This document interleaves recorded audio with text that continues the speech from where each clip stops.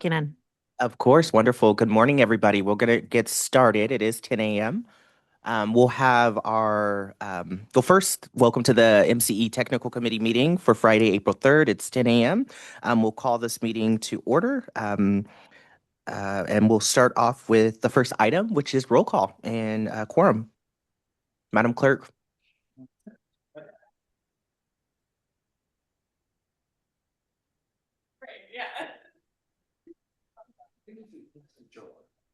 Hercules. Present. Lafayette. Here. Larkspur. Here. Pinole. Here. Pleasant Hill. Here. Vallejo. Quorum established. Wonderful. And I'll just note for the record, we also have a director, honorary director, our Mark Belotes from town of Danville, who is visiting, but hopefully might consider being a member of this committee in the future. And so thank you so much, Director, for being here. We'll go to item number 2, which is board announcements. Are there any announcements from board members? We'll start here in Concord. Not seeing any. San Rafael? Director Andre, do you have any board announcements? None for me, thank you. All right, thank you. That brings us to our next item, item number 3, which is public open time. This is for members of the public to make a comment. Are there any open public comments? We'll start with San Rafael. None here in San Rafael, Chair. All right, any in Concord? No public comment in Concord. All right, that brings us to our next item on the agenda. Thank you. Item number 4 is the report from our Chief Executive Officer. I'm sorry, Chair. I also want to say there are no hands raised online. Gotcha. Thank you so much. Thank you for the reminder for the no hands online. We do have hybrid meetings. We'll have a report from our Chief Executive Officer, Don Weiss. Thank you. Thank you so much, Chair.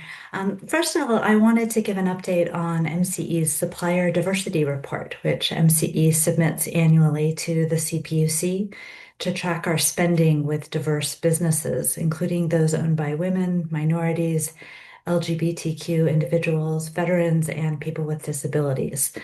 The report is filled with lots of interesting and useful information, but the high-level takeaway is that MCE spent over 19 million with diverse small and local businesses. So we encourage you all to take a look and share it with your constituents when you can.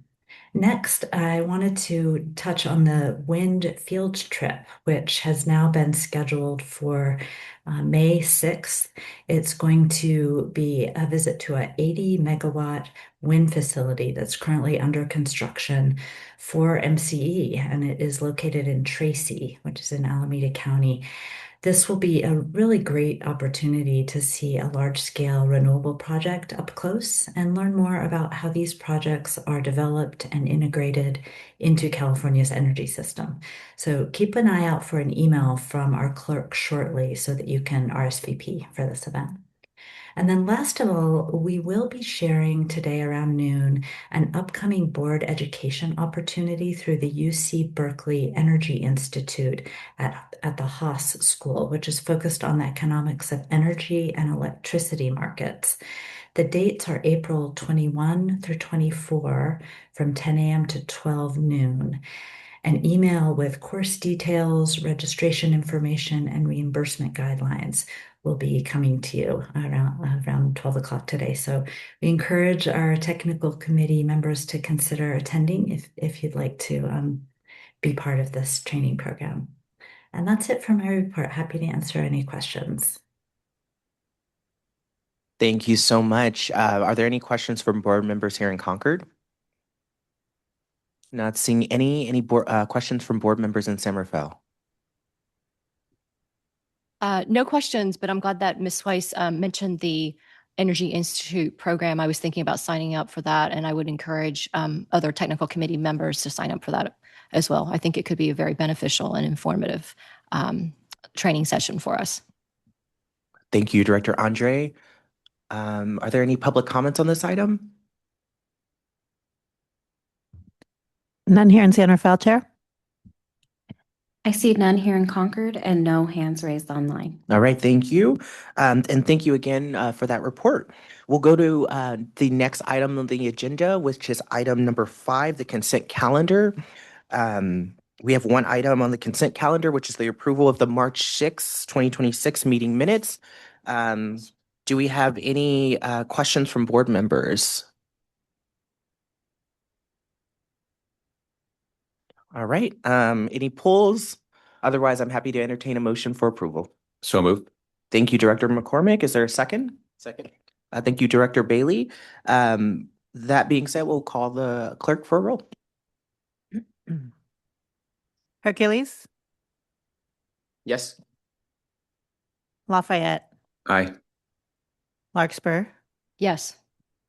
Pinal, Yes. Pleasant Hill, Yes. Vallejo. Aye. Motion carries. All right, thank you so much. That brings us to our next item on the agenda, which is item number 6, the selection of the Technical Committee Chair and Vice Chair. Want to bring it back to staff for the process.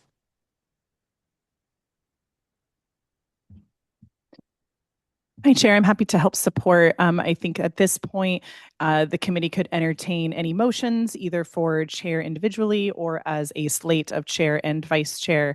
And then once seconded, could be nominated on. And we would make sure we'd want to have public comment prior to that vote.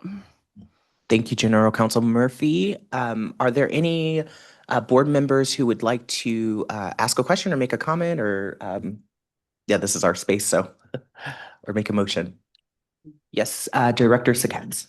Yeah, I would like to nominate Dion Bailey as chair and Charles as vice chair. I'll second that nomination. All right, there's a motion on the floor and a second. Are there any questions or comments? We'll start with Sam Rafael. Yes, Director Andre.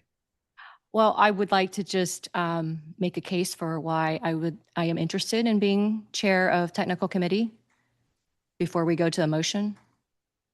Feel free to make the case, and then there is a motion and a second on the floor, of course, but please.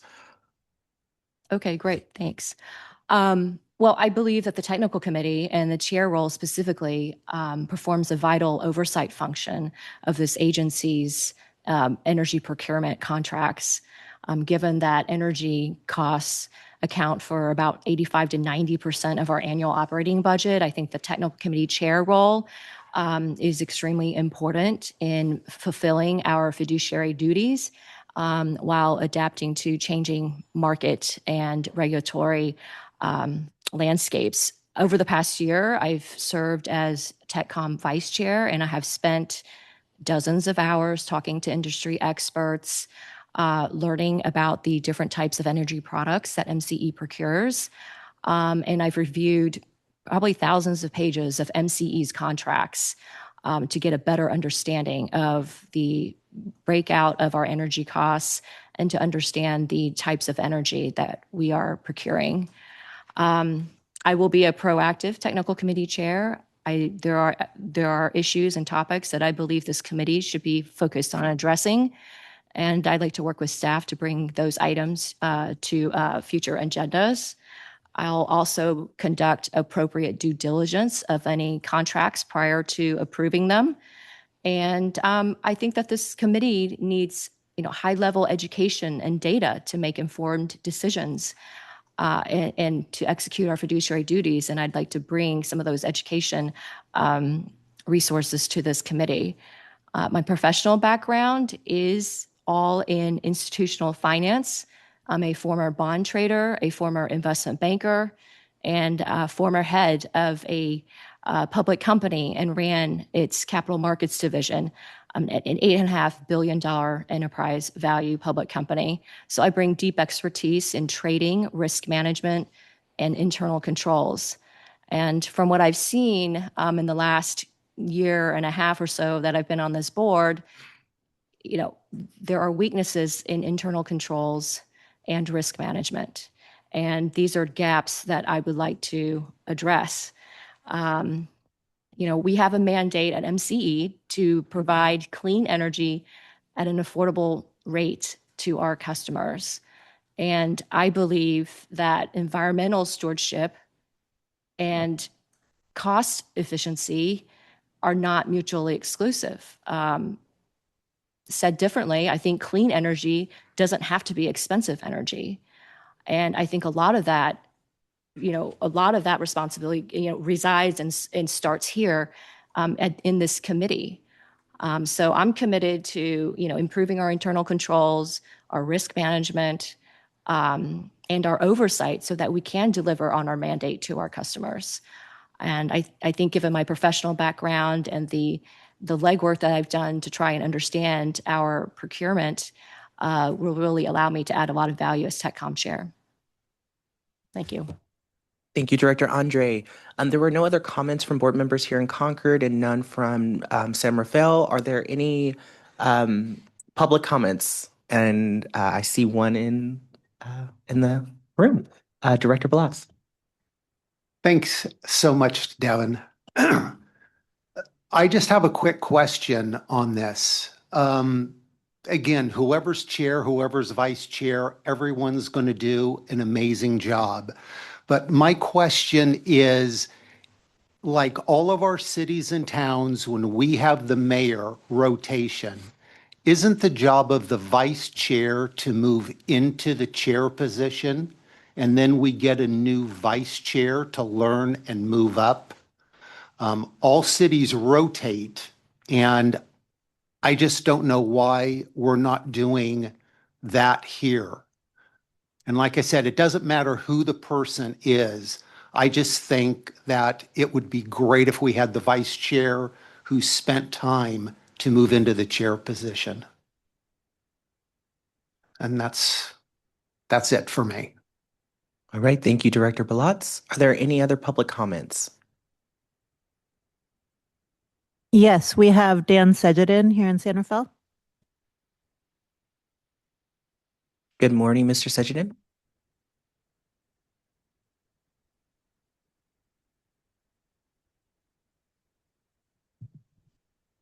Yeah. Good morning, Dan Sedgedin.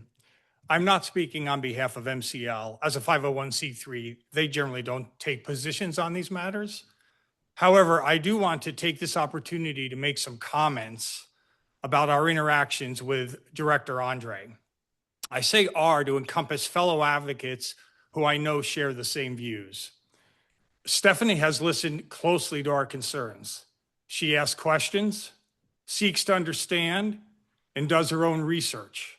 She represents our community extremely well. Stephanie has built her knowledge base of this industry by talking with energy experts, reading tons of material, listening to advocates, and doing independent research. She has gone above and beyond. As a result, she is extremely well informed. And yes, since she knows her stuff, this can lead her to ask tough, substantive questions. But strong organizations welcome that type of question. That's how they get stronger. That's how they improve. Strong organizations elevate informed voices and then work with them to develop solutions. That's what we'd like to see. Given her knowledge and support in the community and her current position of vice chair, we think Stephanie is a great choice to improve MCE as TechCom chair. Finally, whoever the chair turns out to be, we will continue to be here raising key issues because we do not feel this committee has been adequately educated on these critical contracts, and therefore your oversight role and ability to help MCE has been severely compromised. This is not good for MCE. Finally, let me just say, it's one thing to have votes. It's another thing to deal with the concerns of the community and bring them over to your side. Thank you. Thank you. Do we have another public commenter in San Rafael? Yes, we also have member of the public, Bruce Ackerman. Good morning. I'll just briefly say that I would also support Director Andre for the chair position.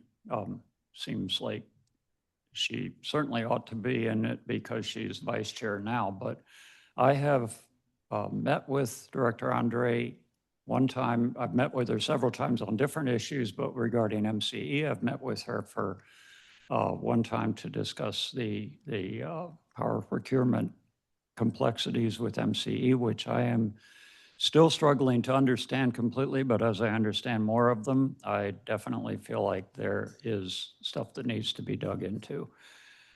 And I think Director Andre has the background and has definitely done the work to do this. So even though these are uncomfortable conversations to have, we need to be having them. So I support Director Andre for the chair position.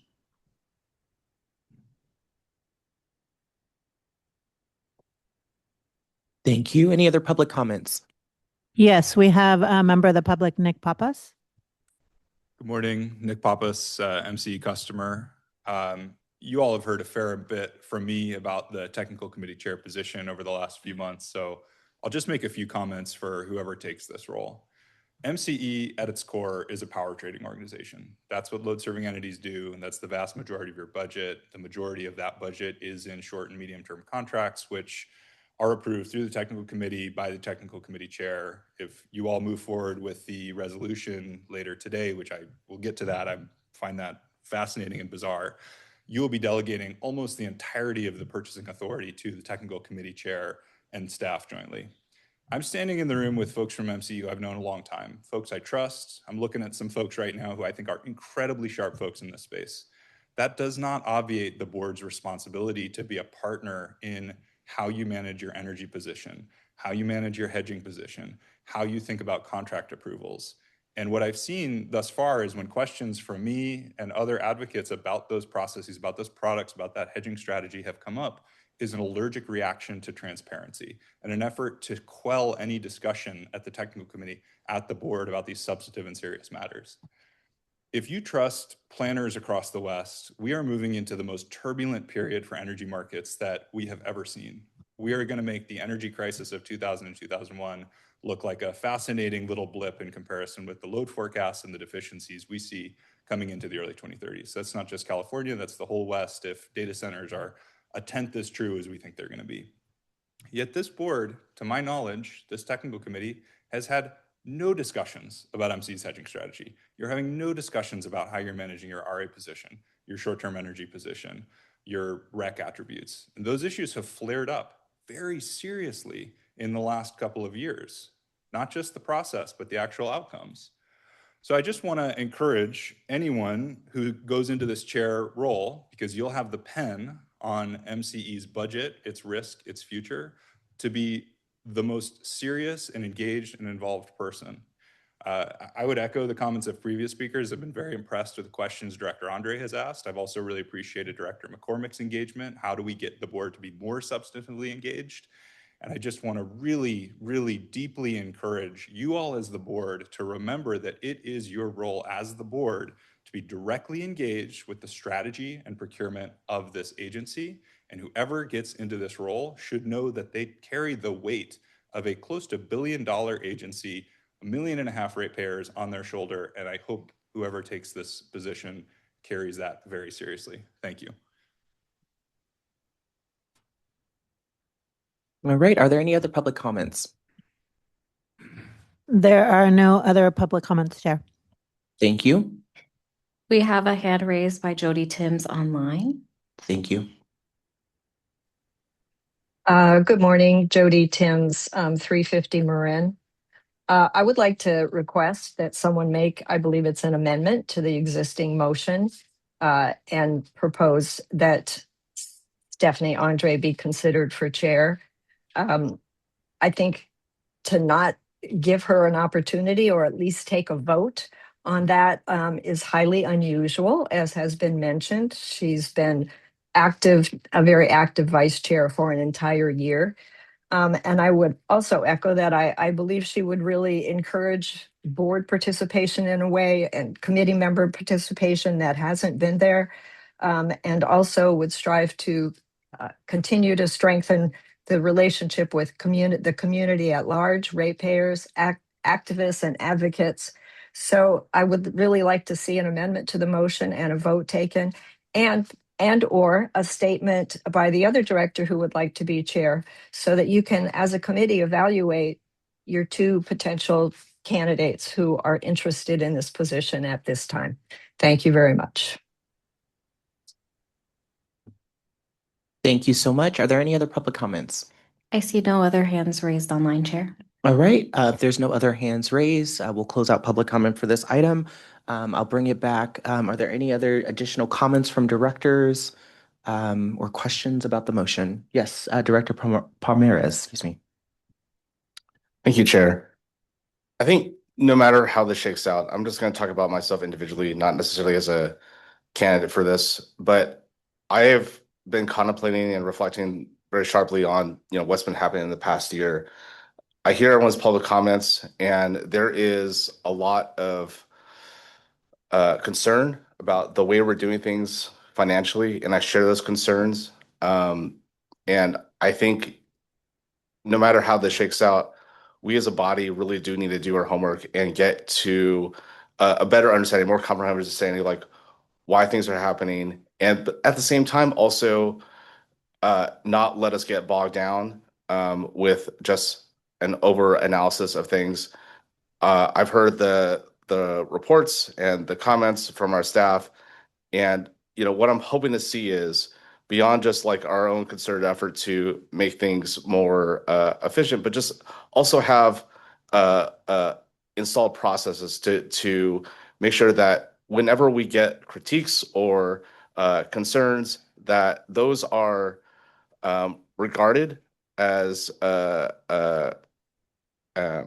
much as possible, and that they're not being discarded. Right? I feel like there's a concern from the public that there are issues, but they're not being heard. I'm hoping, no matter how this shakes out, that going forward, that we do better as a body to make sure those concerns are heard. I want to hear everyone's, have offline conversations about this, not necessarily within the committee, but like have offline conversations. Like, tell me about what's going on. Tell me about what are your concerns about what financial controls need to be installed. But I also want to make sure that we balance that with a very efficient technical committee and also a board in general. So that's just giving my mindset about how I think things should be going forward. Thanks. Thank you, Director Palmeiras. Are there any other comments from board members before we go to a vote of the motion? Yes, Director Zakats. Hi, I just wanted to talk about why I nominated Director Bailey as the chair. I've seen his work out in the community and here on this board, and I feel like he's really attuned to process. He's all about building consensus and listening to all voices.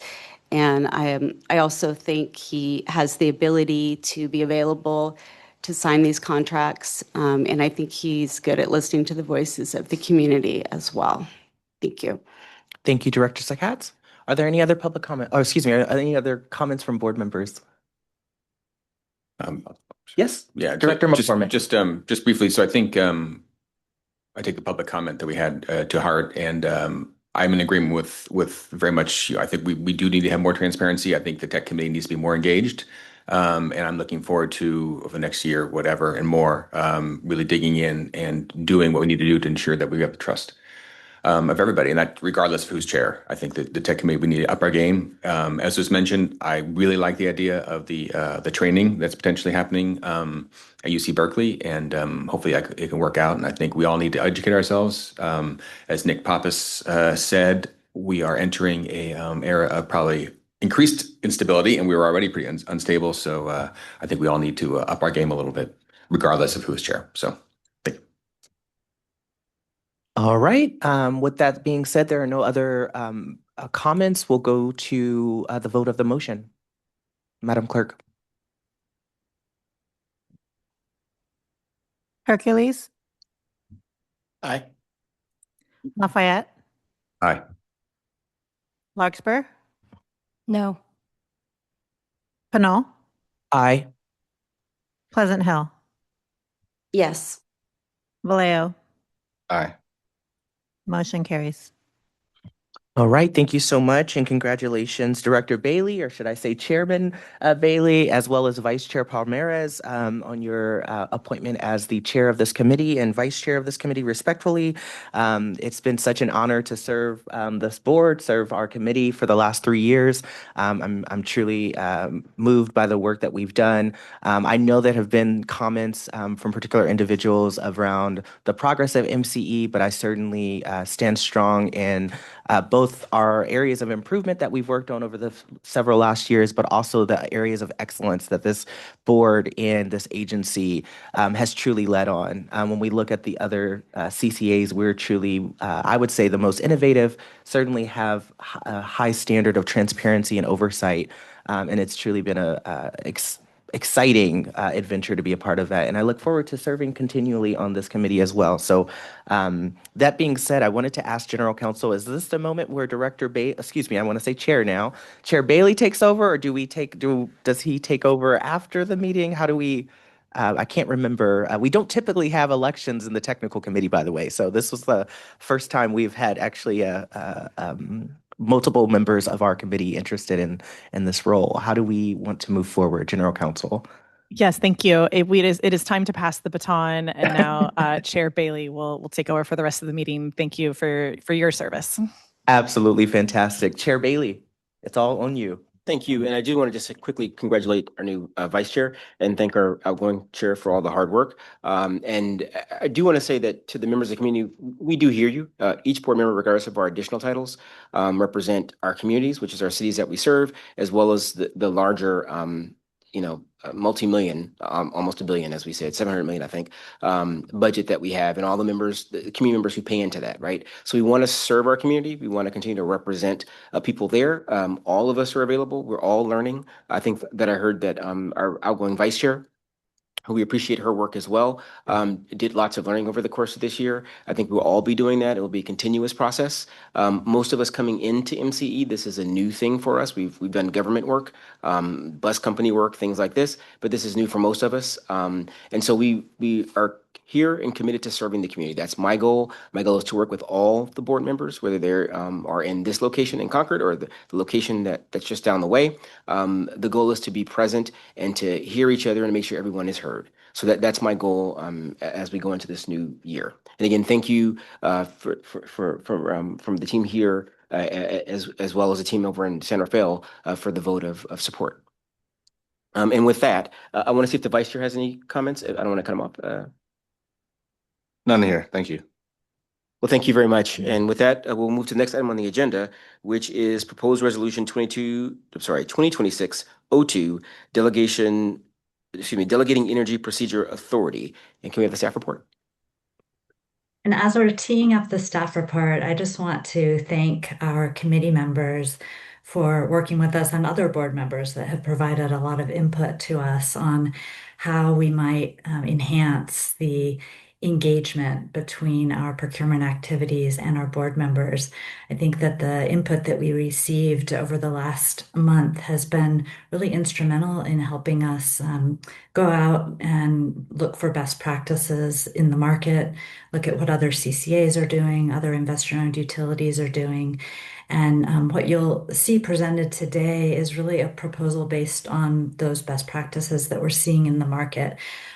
Really looking at it from a business-based perspective to allow MCE to transact on a level playing field with other market participants, and also including board members in leadership roles in review of key confidential internal positions and market prices, things that are difficult or that we aren't able to share in public settings. So I think the ideas in this resolution for increasing visibility and engagement from our board members will help create what the board and the technical committee and the public is looking for. So we look forward to hearing feedback on this. Certainly adjustments can be made, and of course this is something that will ultimately need to go to the board for a vote. So this is the opportunity for the technical committee to really dig in and hear about the details. So with that, I'll turn it over to our procurement team. Thank you, Dawn. This is Vidhi Chawla. I'm the VP of Power Resources. And before we start the presentation, I wanted to give a quick introduction of the item that we're going to be presenting today. I think for just some background for everyone, over the last few months, there's been, substantial amount of discussion about Resolution 2020-04, which is the resolution which defines delegation of procurement authority for MCE's energy contracts. And in particular, the questions have been focused on the consultation requirement for MCE's 1 to 5 year contracts. And in response to that, at the March board meeting, there was an interim advisory committee that was created to conduct that role. Now, in the meantime, since this is an interim solution, MCE's Power Resources team has been conducting a lot of research on the policies that are related to delegation of authorities of various CCAs and publicly owned utilities, similar public agencies as MCE in California. And based on that research, we're bringing forward this proposal, also known as Resolution 2026-02. So this is really based on a lot of the industry research that we've done recently. And then this proposal primarily focuses on three things. The first and the most important is that this proposal is based on industry standards, and we're trying to maintain MCE's competitiveness as a buyer. Because when we go out in the market, we are competing with these different CCAs and different load serving entities for the same products.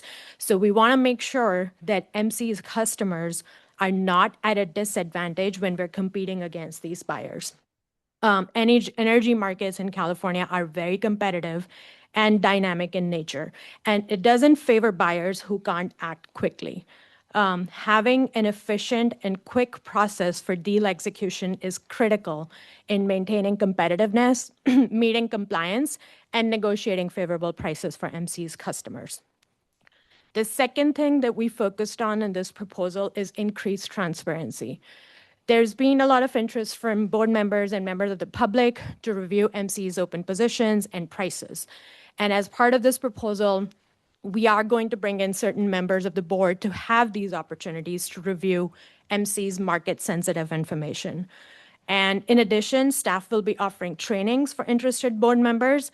And lastly, in order to increase transparency for general public, staff will also be providing more details on MC's procurement planning and strategy in the coming months. And then lastly, the third thing that we've focused on here is maintaining confidentiality of MC's market-sensitive information. It is critical that information like MC's open positions and price forecasts be kept confidential. If discussed in public, it will harm MC's negotiating position, which has a direct impact on procurement costs and MC's rates. So with that, I would urge this committee to have a clearly defined delegation of authority so that we can continue our business efficiently and effectively without putting MC's ratepayers at a disadvantage. I welcome today's discussion, and I look forward to all of your feedback. And with that, I want to turn it over to my team to present this proposal. Thank you. All right. Can everyone hear me? Okay. Hey, everyone. My name's Andy Twilling. I am a procurement manager on the Power Resources team. And today I'm going to be going through MCE's current policies and then also some of the benchmarking research that we did in the last few weeks to inform this new resolution. So here are MCE's current policies based on Resolution 2020-04. So the CEO and TechCom chair need to approve any energy contracts that are greater than 1 year and less than or equal to 5 years. And then the CEO has delegated authority for any contracts that are less than or equal to 12 months, and also any amendments that improve contract terms or short-term purchases in emergencies for critical needs. And then in addition, the current Resolution 2020-04 has a clause that says consultation with the appropriate committee of the board is needed for contracts that are between 1 and 5 years. So in recent public meetings, we've heard from both the board and the public some questions about how MCE should conduct consultation for these 1 to 5 year contracts. And we've heard a desire for updated and clarified procurement guidance. So we did the benchmarking analysis to inform this new resolution. And if we go to the next slide, I can go through some of those takeaways. Great. Okay, so we looked at other CCAs and publicly owned utilities and what their delegated authority looked like. So a majority have full delegation to the CEO for most transactions with no board or committee consultation or approval required. Most of them also have pre-approved procurement policies and energy risk management policies so that folks can transact in an efficient and time-sensitive way.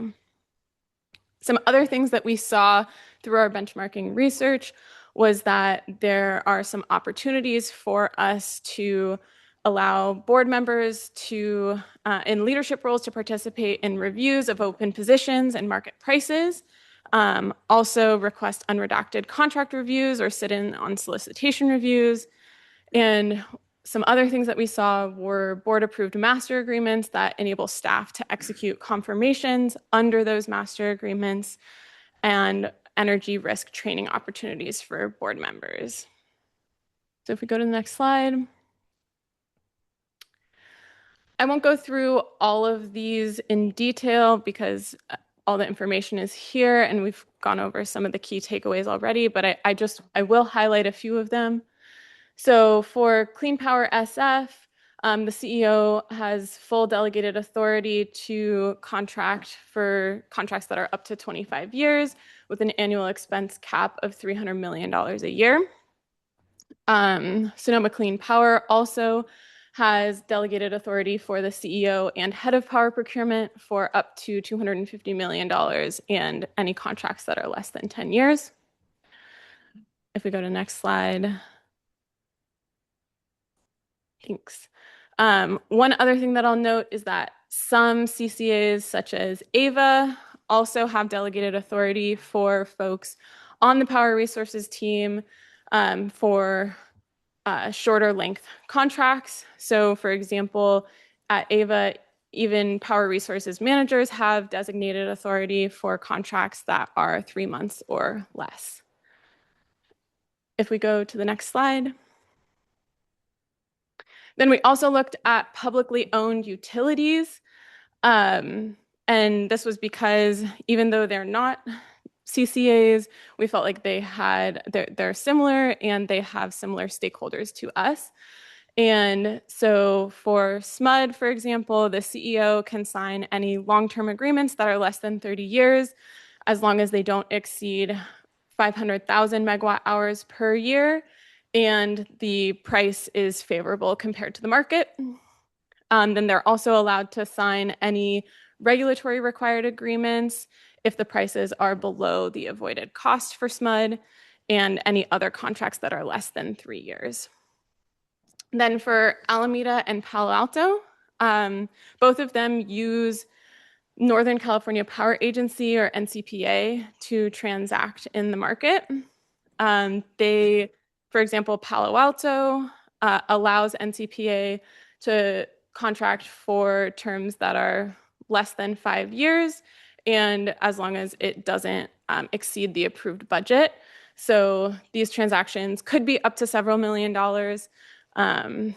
And then Alameda, for example, one thing that I'll note there is that in 2024, the delegated authority to execute RA sales was raised to $6 million, and that approval was done in 2023 ahead of the compliance period to ensure the ability to transact quickly in the market.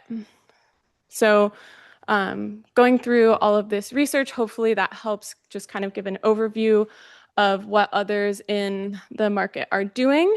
And I'm going to pass it on to CB to talk about what we did with this research and the proposed resolution.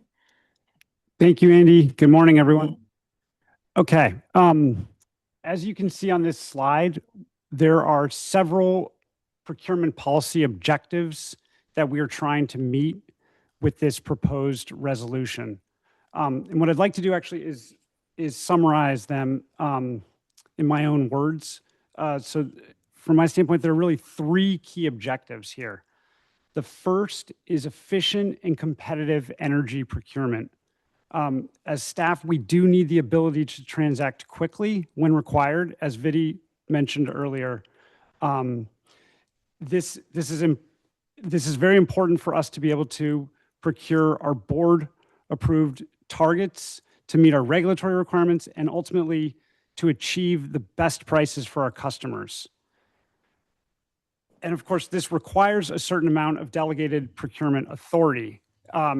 And that you will see in the proposed resolution. And we have tried to align it, as Andy mentioned, with these industry best practices. The second key objective is close collaboration with our board and committees. And this is of course multidimensional. We do this in many different ways. But just to highlight a couple things, we need guidance from our board and committees on our vision, our policies, our targets. We would like to collaborate with specific committee leaders on the details of our portfolio, our outlook on prices and risk, et cetera. And then, of course, a tiered delegation of authority for contract approval. And then the final element I just want to highlight is public transparency. And again, Vidi already covered really most of this, but the public transparency is very important. We are a public agency, and there's a lot that we can talk about, but there are certain things we can't disclose out in the open without putting us at a significant disadvantage. We cannot disclose all of our open positions and forward price curves, as this would degrade our negotiating leverage with potential suppliers. So I really want to reiterate that we can't do that. But we can discuss our vision, targets, the fundamentals of the products we procure, and solicit input on the types of products we procure. So with that, those are some objectives. I think we should just go to the next slide, please. Thank you. So here I will just highlight some of the key elements of this proposed resolution. The heart of this resolution is really delegations of energy procurement contracting authority. And to try to describe this a little bit, I will steal a concept from my colleague Linda, who talked about concentric circles. And I think it's helpful to think about concentric circles here, the largest circle being the board. And with each circle, it gets the delegation of authority, it goes inward and the circles get smaller, but the large circle retains authority over everything, right? So you have the board delegates all energy procurement contracting authority to the technical committee. That's the next circle. And then there's a smaller circle within that, which is for the CEO and TechCom chair jointly to procure. And what we're proposing here is the CEO and TechCom chair jointly would be able to procure or execute contracts that are either up to 10 years, irrespective of notional value, or up to 100 million in notional value, irrespective of term. And one thing that's important about this particular circle, if you will, is what we are proposing here is to require that in this scenario, the TechCom chair attends an internal meeting within the last 12 months, where we would go through all of our open positions, forward prices, outlook on the market, and risk. If the TechCom chair is unavailable, we are also proposing here that a very clear succession, if you will, defined steps for succession, so we know who would be next in line to approve. And that would be TechCom vice chair, and then board chair, and then board vice chair. It's not to create administrative complexity. There's actually to try to make things more clear. That's why we're putting this in here as a proposal. The final circle, the smallest circle, if you will, in the center is for the CEO, and that would be for contracts up to 5 years in cumulative delivery term, again, irrespective of notional value, or for contracts up to 65 million in notional value, irrespective of term. And then this proposed resolution would maintain the authority for the CEO to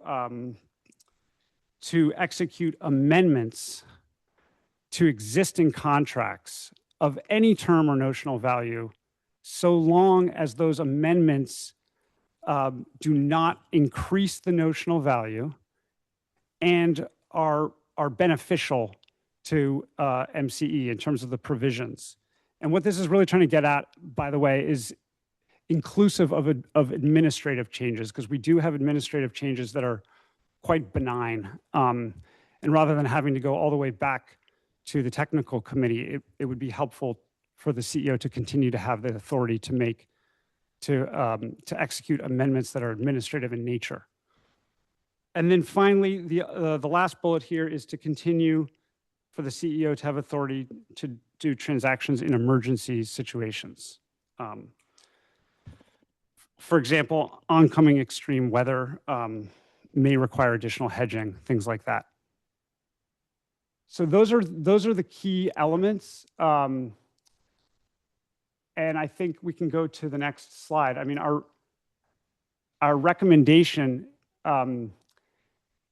as staff is that the technical committee recommend to the board in the upcoming board meeting to adopt this resolution, this proposed resolution 2026-02. Thank you.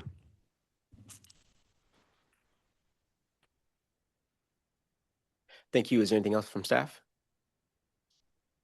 Okay, so hearing nothing else from staff, I will bring it back to the board for discussion. Let's start with San Rafael. I can't see anyone has a question there, but do we have any comments, I guess, from San Rafael? Yes, I do have questions. Go ahead. Great, thank you. And I guess we'll start with comments first, and then we'll come back for questions. So any comments first? We're doing comments first? Chair, I would be happy to help you suggest maybe questions first, and then go out to public comment, and then do deliberative comments after that. That's fine. Let's do that then. Okay, great, thank you. Okay, CB, thank you for the presentation. I understand your concentric circle analogy. My concern here is what's happening with the technical committee. It feels like that is just completely removed. Any committee actually has been removed from this resolution, any committee review.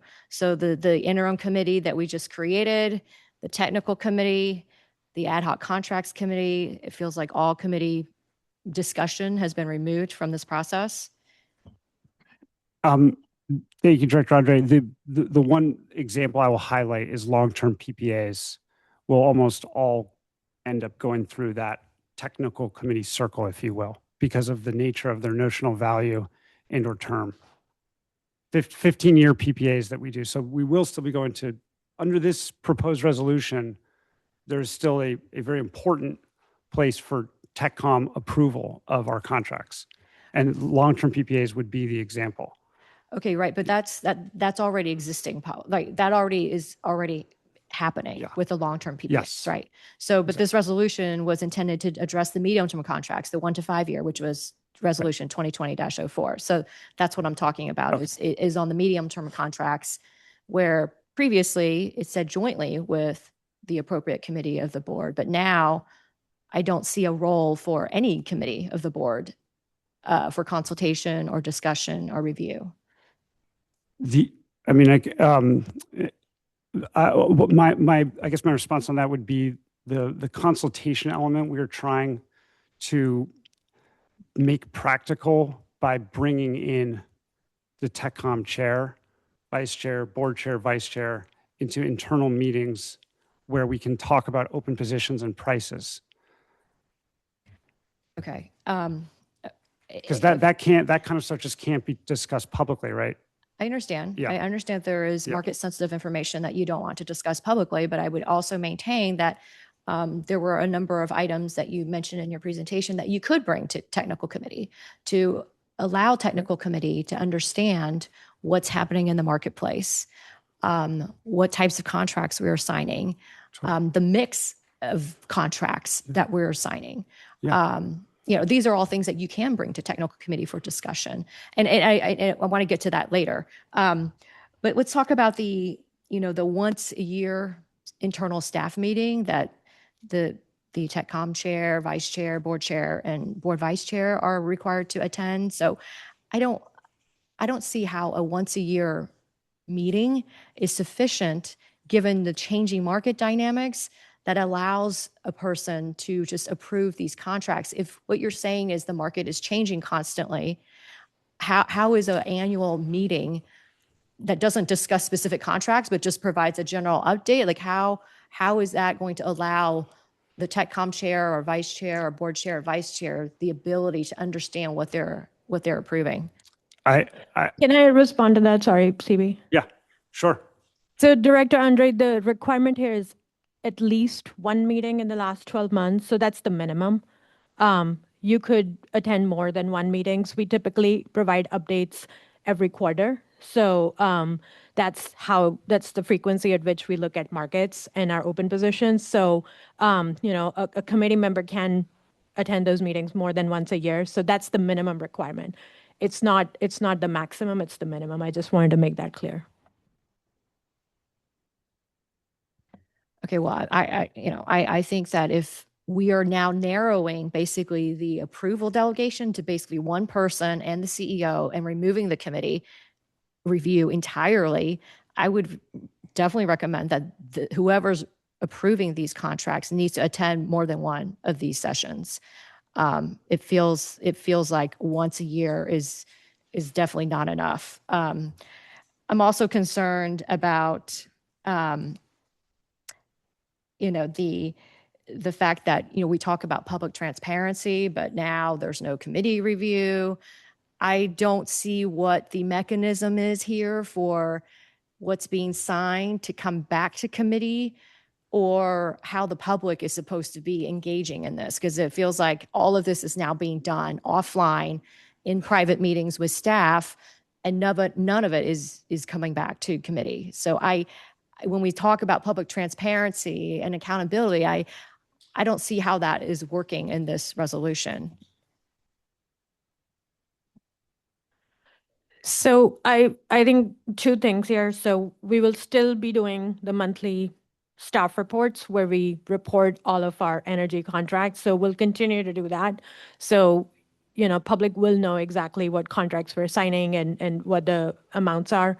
And then I think the second thing that I want to highlight is that this is only being proposed to balance out the time-sensitive nature of these contracts that we have to execute pretty quickly, with providing the level of transparency with selected board members who are in leadership positions who can actually review all the details that they need in order to provide the procurement oversight that is needed to sign these contracts. So I think we're trying to balance two things here. Some of these contracts have to be signed like within 2 hours of, so that we can lock in prices. So it's not practical for us to actually go to a committee every time to get approval for these contracts. But what we are trying to do is we're trying to provide that transparency where we are sharing our open positions and our prices and impacts to budget with the appropriate board members so that they have that information in order to basically pre-approve any of these contract executions. And then those get reported back in the monthly report that we have been providing, for the last few years. Okay. And I want to say, though, that the reporting out after the fact is really not a review and oversight. That really doesn't allow the board or the committee any review or oversight. That's just reporting out after the fact, after the contracts have been signed. But I do want to get back to your comments about, sometimes these contracts require a 2-hour turnaround. I mean, what category of contract is that? And does that apply to all contracts? Because what I have seen from the documents that I've reviewed of MCE's contracts, many of these contracts can take weeks or up to 30. I saw one contract that took up to 35 days or took months to negotiate. So what category of contracts are you talking about when you're specifically talking about the 2-hour turnaround? Are those the CAISO hedges? Are those the CAISO hedge contracts? I can talk about the different types of contracts. So the energy hedges, yes, those are the most time sensitive. We also have resource adequacy contracts. So those typically also are very time sensitive. And, and I would say that, during compliance season, between the time when we get requirements for what we need to provide and meet our requirements for resource adequacy and the time that we have to do filings, we're like executing, tens and 20s of contracts within that 1 to 2 month time frame. And when markets are tight, I think the time it takes to negotiate a contract also depends on markets. But when markets are tight, you want to be able to move quickly. Otherwise, you'll lose the deal or you lose the price. So that's kind of the time sensitivity that I'm talking about. That's for resource adequacy. For all of our other contracts that are carbon-free and for renewable energy, it also depends on markets. But typically, our process is to launch solicitations or to participate in other load-serving entity solicitations. So either ways, when you launch a solicitation, you have associated timelines with those solicitations, and typically buyers or sellers don't want to hold their prices forever. And at some point, you will lose the deal if you don't act quickly. So I think it doesn't matter what product it is, they are all time sensitive. And the reason for that is that these short-term markets are very dynamic and they're changing all the time. So that's why it is hard to say when the market will change all of a sudden, which is why buyers and sellers don't hold their prices for very long. So hopefully that answers your question. Okay, thank you. And last question, I mean, it feels like, a lot of what you were just describing applies to the short-term contracts. And, the CAISO hedges and maybe the RAs, which might be, shorter term, less than 1 year. I think that would be covered under existing policy where the CEO under 1 year has authority to approve contracts less than a year, sole authority to approve contracts that are less than a year in term. I guess my other question now is, it feels like in the study that you all did of the peers and what other CCAs do, it feels like many of our CCAs have financial parameters or guardrails around which the delegated party or the CEO is allowed to approve contracts. And I feel like, we need to put in place, if the committee decides to delegate all this power to the CEO and the TechCom chair or, other board members without committee review, I think that there needs to be really strong financial parameters and objective parameters that, we are delegating this authority under. And right now it just feels like it's a huge, this is a huge window, and almost all of our contracts might fit into what you're describing here, so that, these contracts will just get approved by a very small number of individuals and never ever come back to the committee or the board for discussion. And so that's, what we're trying to prevent is what happened 2 years ago, where there was a spike in market pricing. We spent a lot of money on resource adequacy and these renewable energy credits, and all of that was done without further discussion with the board or the committee. And so, how do we prevent something like that from happening? And so, does it make sense to implement some financial guardrails and objective parameters so that, these contracts do have to come back to committee for discussion? Yeah, I'd just like to jump in on that just for historical purposes, since you referenced contracts that were signed back in 2024. I just want to remind you that, and other folks that might be listening in, that at the time that we saw the a very steep increase in RA prices, and then the subsequent year, a very steep increase in renewable energy prices. We did come to the executive committee and the technical committee and the board. You may recall we do pro forma updates typically towards the end of the year, and we look for input when we're seeing big shifts in the market, and that's something we would continue to do. In the past, your board has requested that we stick with our targets, that we ensure that we are complying with resource adequacy obligations that the CPUC has established. Some load-serving entities chose not to comply with the CPUC requirements when the RA costs were spiking. MCE was directed to stick with our targets. So I just want to emphasize that we would continue following that same practice through the pro forma updates and other presentations to our committees and to the board. Okay, I would disagree. I have looked through all of the prior board packets, including the ones that you sent me, and that discussion was not had at either the Point of order, Chair. committee or the board. Questions? You're Not right. discussion. You're right. And so, Director Andre, we appreciate it. So we started off with saying what we're going to take, and then we went to questions and also comments. So is there a question? Yes, my question is, should we implement financial parameters that would trigger automatic review by the committee or the board? That's the question. As some of these peers in this document very clearly have. There are triggers here. There are thresholds where the authority is limited, and the CEO or staff needs to bring these contracts back to committee for discussion. That's my question. Why did we not do that in our resolution?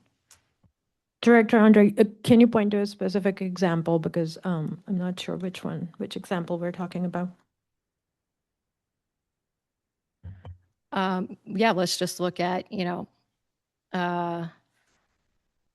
Silicon Valley Clean Energy. The CEO has approved contracts up to 10% of the budget, or $30 million. And beyond that, it has to come back for committee approval. Like, there's a limit to the authority, and beyond that, they have to come back. Yes, so our limit for the CEO is 65 million, which is also approximately 10% of our budget. But it's 65 million. But it's 10 years, or I think 100 million is what I read. That's, but the TechCom chair will also have to approve those contracts along with the CEO. Right. Well, so my point is, we've written a very broad, a resolution that probably pretty much encompasses a whole lot of our contracts, and that a lot of these contracts can just get approved with two people without any, committee review. And I'm talking about committee review because the risk is that there should be committee discussion. And I think the whole point of that is the fact that, that staff has to bring these contracts to committee for discussion helps. Just remind us that we're looking for questions. So is there a question there? We want to let everybody have an opportunity to ask questions here. Okay. My last question is, would these contracts still undergo the internal approval process that currently exists? Yes. Okay, great. Thank you. Thank you, Director Andres. I think you're the only director on that side, so I'll come over here to Concord. Any questions from directors? Yeah. Go ahead. Great. Thank you. In transparency, I did ask this question yesterday during staff. I'd like to ask it again here. And I think you answered a little bit when we talked about to Director Andre, but what was the rationale for picking this kind of the 65 million 5-year parameter? Like, I mean, and should we expect that a lot of contracts are gonna fit into that, or most? Because I mean, I think that is an interesting grant, because we want we want to make sure we have flexibility, but we don't want to cede all the authority.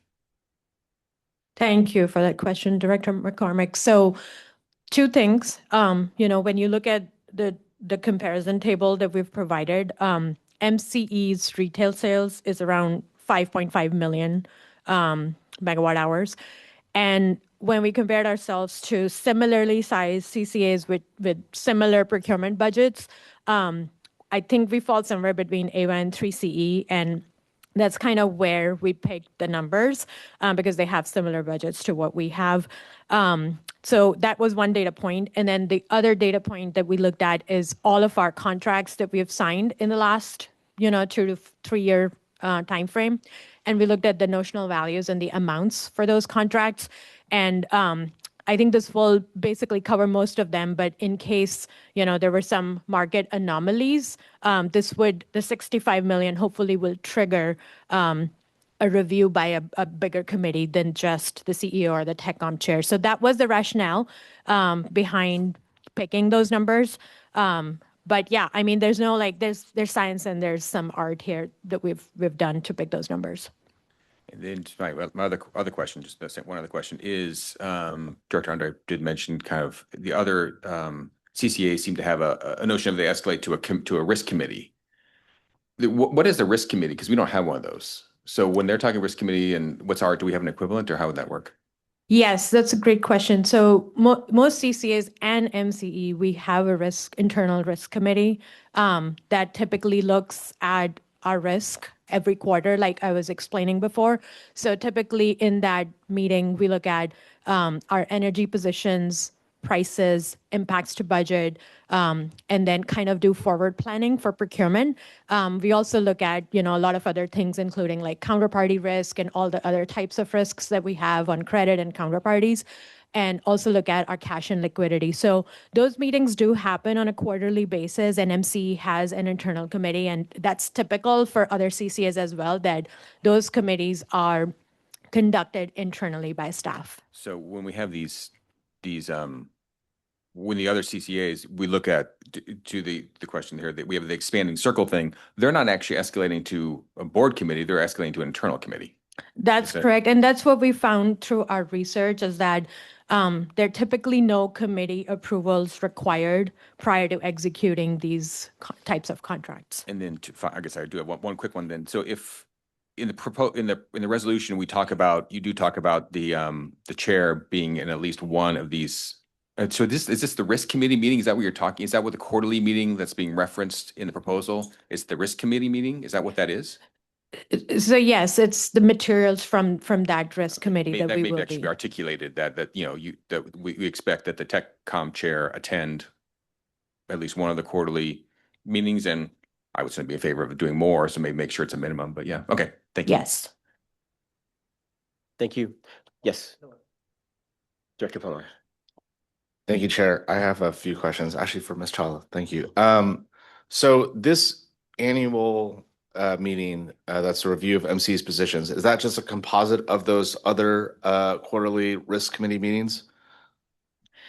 It's a quarterly update, so it's not actually an annual meeting. So but the requirement that we're proposing through this resolution is for the person who's signing these contracts, they should have attended at least one meeting in the last 1 year so that they're current on their knowledge of our open positions and prices. So I'm going to speak about my opinion on that. I mean, if it's possible, I think it would be great for myself and the chair. I don't want to speak for him, but I personally would like to be at those meetings, just to be as well informed as possible. I mean, I understand the urgency of the short window of time to make these decisions, but I think it's a good idea that we become as informed as possible, because the time to figure things out isn't like within that window of time. It's to be as informed as possible beforehand. So is it possible for us to attend all those meetings? I think I want Dawn or maybe Vic to weigh in on that. Yeah, I'd love to jump in on that. When we were doing this research, I spent a lot of time talking to the CEOs of other CCAs to get ideas and brainstorm best practices. And we found that Clean Power Alliance, which is listed in the chart that was in your packet, they invite their board chair and board vice chair to the risk oversight committee meetings. And that's where we got the idea. They have a different name for it. They call it their risk management team or their RMT. They also, from time to time, will have chair and vice chairs of other committees sit in if they're interested. And I think that's something that we could do at MCE very easily because it's a meeting that's already happening on a quarterly basis, and it would be easy to add the TechCom chair and the TechCom vice chair. It's something that we're hoping to spend a bit of time in the next couple of months sharing more information about those meetings and potentially making some updates to our energy risk management policy that that formalizes some of this and makes it clear that we can have board members that are in leadership positions at the board, such as the board chair and vice chair, and the committee chairs also participate in those as much as they would like. I think that we found two CCAs that do this, and for both of them, the board members tend to participate once a year, sometimes twice. It's really up to them, but we would certainly encourage it, as often as folks are interested. I'm glad to hear that. And I've also heard some concern about just us being more educated about what's happening in, as far as market conditions, and being educated about the types of contracts and the mix of contracts that we might be procuring, and also what guardrails we might want to institute. I also don't want us to bog this committee down. So I'm just offering a solution here that either a study session or working group or subcommittee to this committee to have that more robust blue sky session where we're not voting on anything, but we're just having the conversations about all those things that are happening right now, and having a space for that versus on this committee. Is that something that this committee can entertain? Is that something that the staff will be willing to entertain? Yeah, we have actually been talking internally about putting together a board procurement workshop in May, similar to the budget workshops that were held in January and February. We found that was a great opportunity for a lot of exchange of ideas, and so that could be a good next step to get at any issues that feel outstanding. I think also there's been a lot of input and engagement from members of the public, particularly around some of the products that we're buying in the renewable category and the carbon-free category. So a workshop would give us an opportunity to dive into some of those details. And we're open to any ideas, and this is a bit off topic, but we're looking to bring in some experts from outside MCE to also weigh in. Getting at your question a little further, though, as far as training, we found two other CCAs do risk management trainings for board members on an annual basis, and we have a few ideas. The Berkeley Haas training is one that is used by a CCA, but there are a couple of others that could be of interest as well. So we'll be looking into other opportunities beyond the Haas program for folks that may not be able to make the time and commitment to that one. But there's certainly some great trainings out there, and we're happy to get those teed up for folks. That sounds amazing.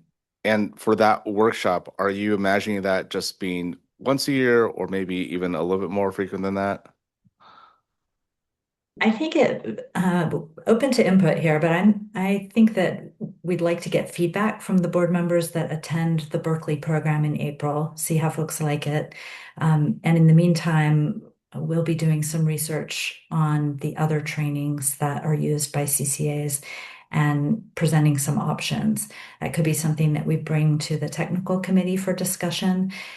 Or we could bring it to the procurement workshop. We're kind of in the early stages of looking at options right now. Sure. All right. Sounds great. Thank you so much. Thank you, Director Paulus. Thank you, Mr. Chair. Just a few questions, and thank you to staff for the amendments to the resolution. I think these are great. I want to speak to a little bit about the PPA selection. The question around, I think CB, you had mentioned about the delegated authority. Does this authority also include for new technology? So our long duration storage, or we've talked about hydrogen as well. Like, would this authority all over align with that as well, or is it only of the energy and the technologies we have today? It is, thank you. It is technology agnostic is the short answer. As long as it's energy procurement contracting, it doesn't, we don't distinguish between technologies, I guess, with this proposed resolution.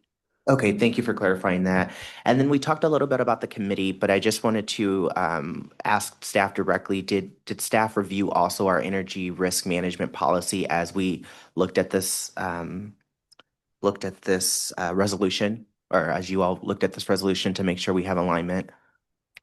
We did, and we were already in the process of starting to make some proposed updates to that policy. And we wanted to get this resolution taken care of first, but as soon as that is behind us, we will be wanting to discuss the energy risk management policy and a few minor updates that are needed at an upcoming technical committee meeting. Thank you. And then just my last question, I want to reassert that we, if this move forward, of course, the board does approve. And I just wanted to, I think there have been comments in the past that we are reviewing this simply because of one particular event that happened within a recent time frame. But if we do move forward with this, how often would the board review this type of resolution, or what would trigger a reconsideration of this type of resolution in the future? I can speak to that. I think that we have many resolutions on the books that have been approved by the board in the past, and from time to time we have evolving interests among board members, and that can lead to a need to update resolutions. Also, there can be market conditions or changes in best practices that could lead to us needing to update the resolution. But at this time, there isn't a set expiration date. It could stay in place until there's a need to make a change. All right, thank you. Any other questions here? Great. Hi, I just have a question about the training.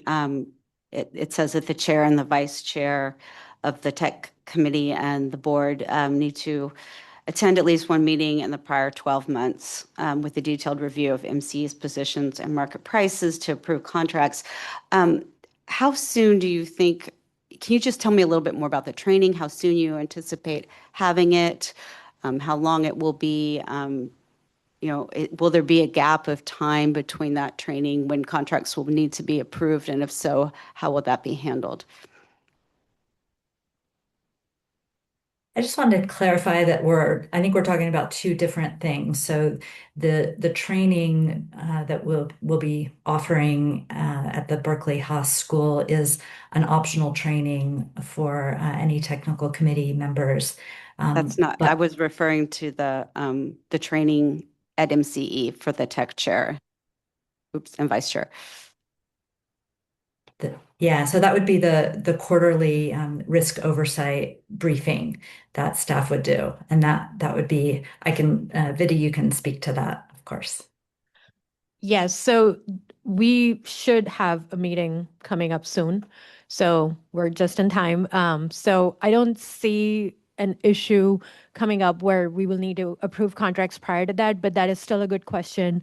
If that happens, then staff can always review the materials from the prior committee meeting so that, the person who's signing these contracts is up to date. Thank you for that. And thank you for the detailed presentation. Thank you. Any other questions from Concord? I had one. Director Andre asked about, basically public's engagement and where they can engage. And we sort of answered a piece of that. There's multiple places, right? So I understand that the chair or the vice chair or the board chair signing off on a contract is not necessarily, it is oversight because we represent the public, but the folks may want to be more involved. And I think I heard that items are placed on our agenda for review. Can you just talk about those places? Remind us, please, where the public can have an opportunity to see this, as well as the full board, any decisions made over contracts after they've been made. This is not in advance of the contract, but afterwards. There's a couple places I think we said we do updates. And I think our CEO made that comment, I think. I'm sorry, can you repeat the question, Director Bailey? I didn't. Sure. There was a question about transparency. This was in the first questioning from Senator Fell. And there was a question about, when do we get to review these contracts? We, the board in general, as well as the public, or those decisions that were made. And I think there's updates that are given to the board. And if you can just remind us where those engagement points are. Yeah, absolutely. There's quite a few, and they can always be, we can always make adjustments depending on what the board is interested in having us bring.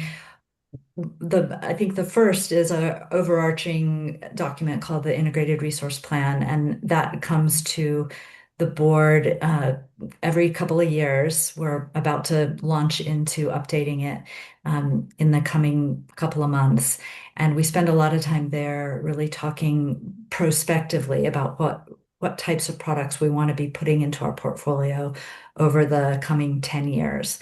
And then, throughout the course of the year, we will bring procurement topics to committees and to the board, depending on what types of resources we're wanting to expose the public and board members to, that if there's new technologies that we're considering, if there are adjustments that we might be making to our portfolio, or if there are changes in the market that we're seeing that we want to make sure folks are aware of.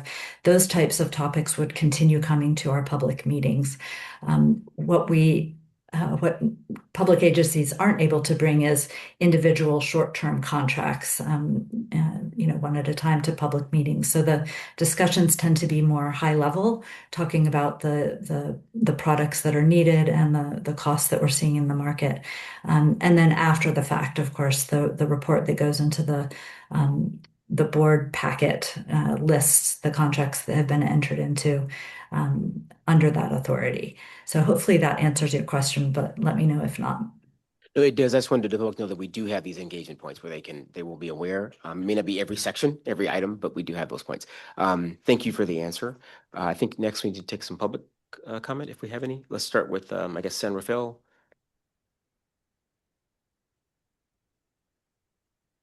Yes, we have public comment here in San Rafael.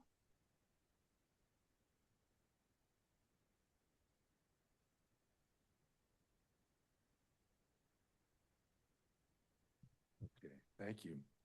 I'm Kingston Cole, Vice President of the Coalition of Sensible Taxpayers. These are our comments. Resolution 202602 represents the latest flailing attempt by MCE management to deal with its most important critical issue, the proper role of the board and its committees, I'm seeing, to evaluate and determine broad energy policy. It, in fact, makes machinations of staff even more opaque. A four-part Marin IJ expose, a pending Marin grand jury investigation, as well as public comments from all sides, all echo the same theme. MCE management must become more transparent. Instead, we see petty efforts to censor board members for any remarks that might be out of line with management orthodoxy. This resolution raises more questions than it answers. Here are just two. First, in the real world, under what standard is the approval of contracts worth hundreds of millions of dollars with terms as long as 10 years considered routine? Second, why does management not wait until the governance review is complete before trying yet another way to avoid scrutiny of its energy procurement contracts? Lastly, as the records produced pursuant to CST's Public Records Act requests have shown, almost none of the relevant contracts executed in the last 3 fiscal years, so that the proper consultation and authorization procedures have been required. Oversight committee occurred in the same period. The multi-million-dollar budget busting, cost overruns, operating losses occurred. It is likely that CST's PRA has triggered these new attempts to keep these contracts and their non-conforming approval process out of the public eye. MCE needs reform and transparency. It remains opaque and authoritarian. I say that especially for what you've just done today in terms of your chairmanship of this committee. Thank you.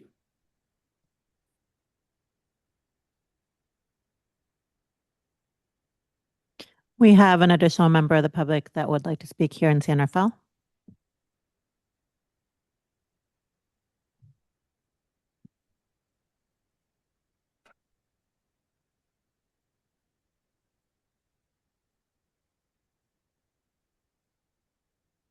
I'm Robert Miller, Marin Conservation League.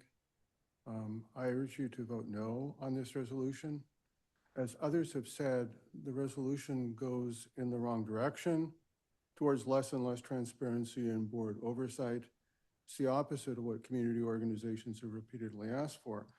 But also, the resolution doesn't do anything to reduce financial risk from bad procurement decisions. The contract approval process is really the tip of the spear. It's the last step in a series of procurement processes.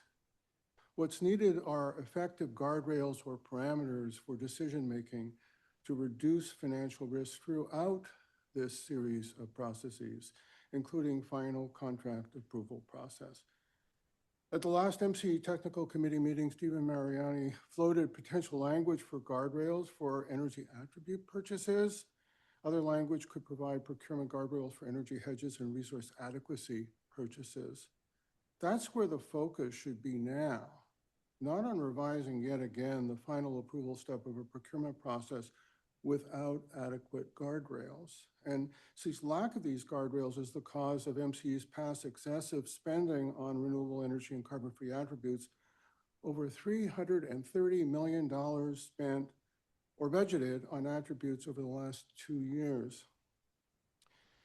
In its letters to MCE, Marin Conservation League stated that purchasing these attributes through short-term index plus contracts have little value because they have little or no impact on additional renewable energy capacity. But what made a bad situation much worse over the past 2 years was MCE buying mostly renewable energy attributes at the top of the market, more than 4 times what MCE had paid in the past. Apparently, staff and Pacific Energy advisors had specified quantities of attributes to buy, but no budget or price limit guardrails.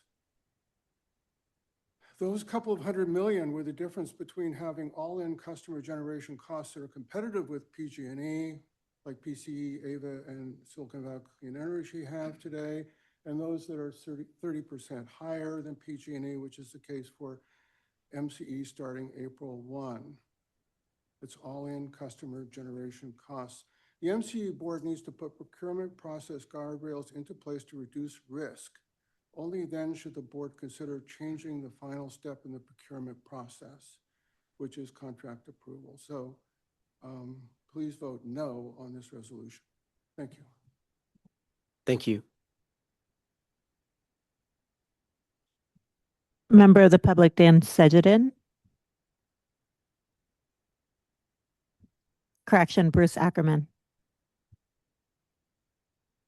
I appreciate those comments right before. I would say kind of a concept like what CB was talking about with concentric circles applies with regard to policy.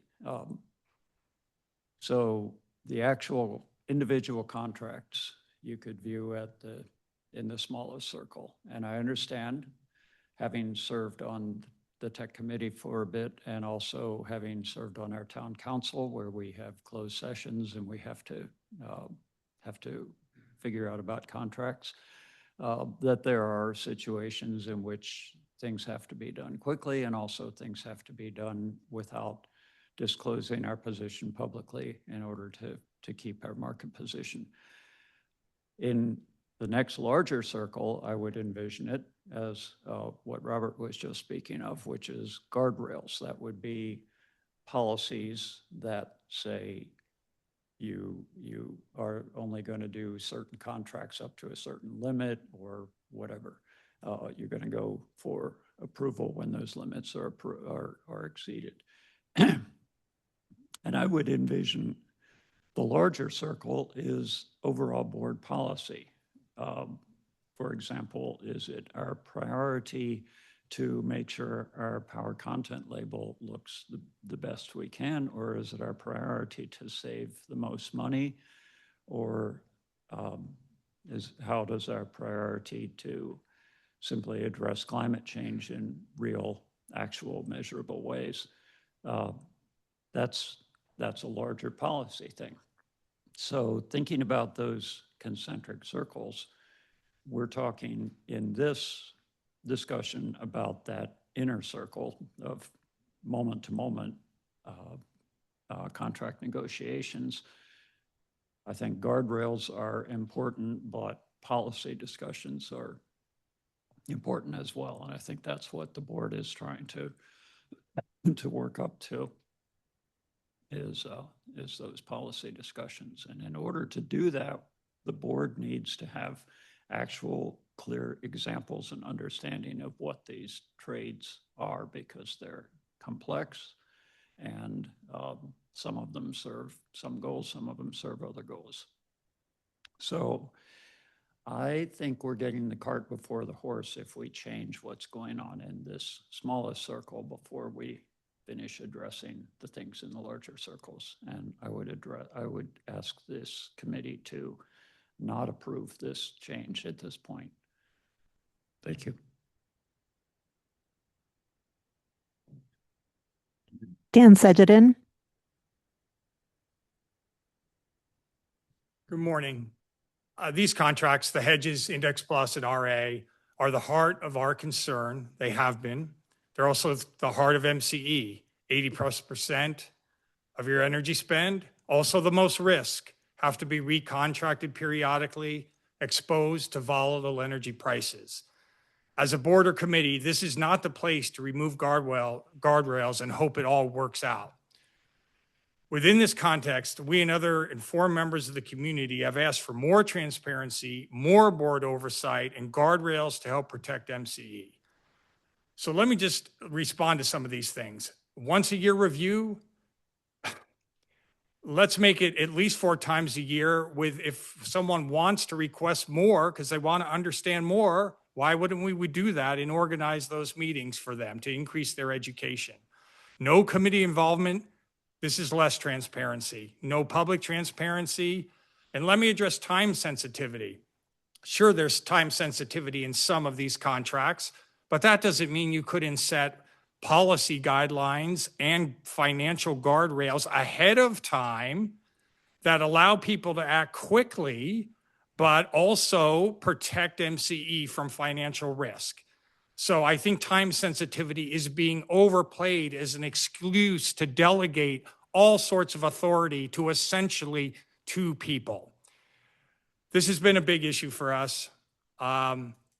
We feel like management's, responding to our community input by putting forth a proposal that reduces transparency, reduces oversight, concentrates power, and provides no guardrails. So we hope you vote no on this. Slow down. Give this critical area some needed thought, or wait for the organization review. Think about potential guardrails in the budget, quantity limits for attribute purchases, market price limits. Those could all be set prospectively and still allow for the staff to be time sensitive in the market. This is a big opportunity to design good policy that will serve MCE far in the future. Give it some thought, vote no on this. Thank you for your time and consideration.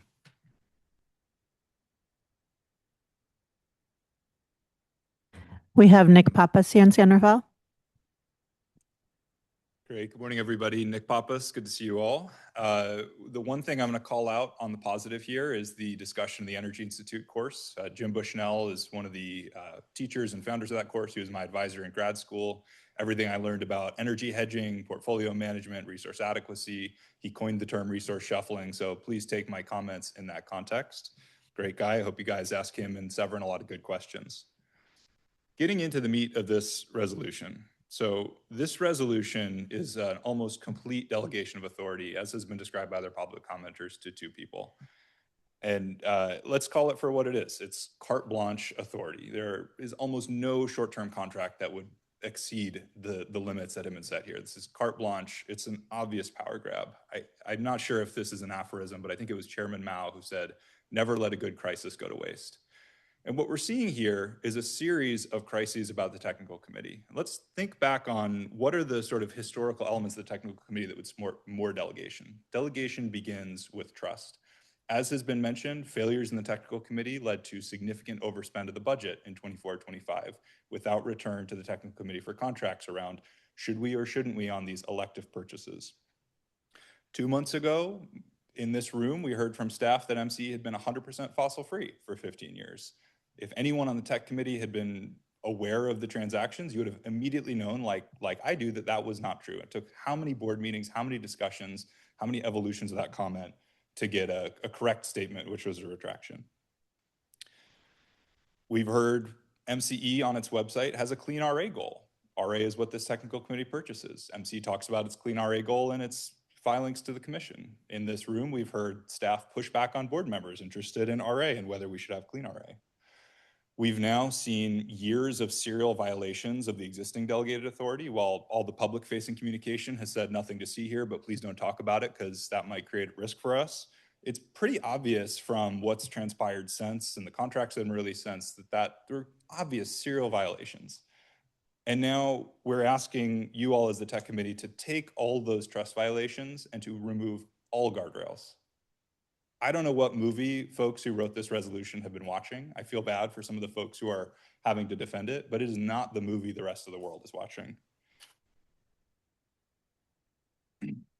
I'll just close by saying you should be very cautious in looking to other CCAs as examples. There are great people at other CCAs, they do good work, but there's widespread concern among energy industry experts and regulators that lack of oversight of CCA short-term purchases is a major risk.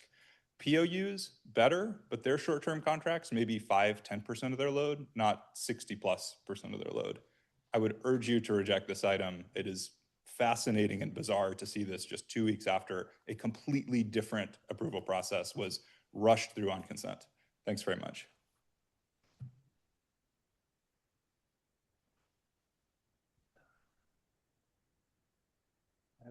I'm Joe Barber. I'm an economist with energy background, and I'm a neighbor. I think the point of what's important is that there be governance and oversight without delaying the time-sensitive negotiations. I think that would be the goal and optimal. So I would say that there are 3 points that can be made to improve this and improve oversight. First, after the fact, the board should be able to review the contracts with unredacted, with the amounts. Just keep it to the board, and that's fine. Second point is that the contracts that are not time sensitive can be brought to the full technical committee and without delaying the time-sensitive negotiations, as not all contracts are. The third point is, and this is the most important to enact that, is that there can be a cap on the authority of these approvals of short-term contracts for a year. Say it's 400 million or something like that, and extensions of the of the cap would have to be approved by the committee, and the committee would decide to approve these extensions based on the performance of the contracts and the information that they've reviewed so far. Thank you very much.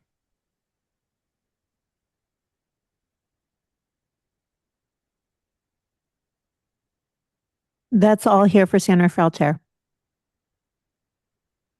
Thank you. Any public comment here in Concord?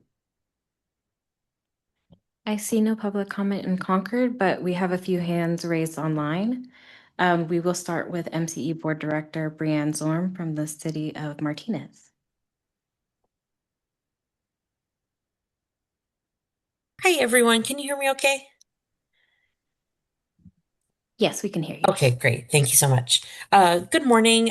Thank you for letting me attend. I have expressed interest in also being on TechCom, and so you'll probably see that recommendation at an upcoming board meeting. But for now, I am just attending as a general member of the public. I just wanted to make a few comments. Director Murphy made a comment that this resolution might look as if it's just in response to, one event.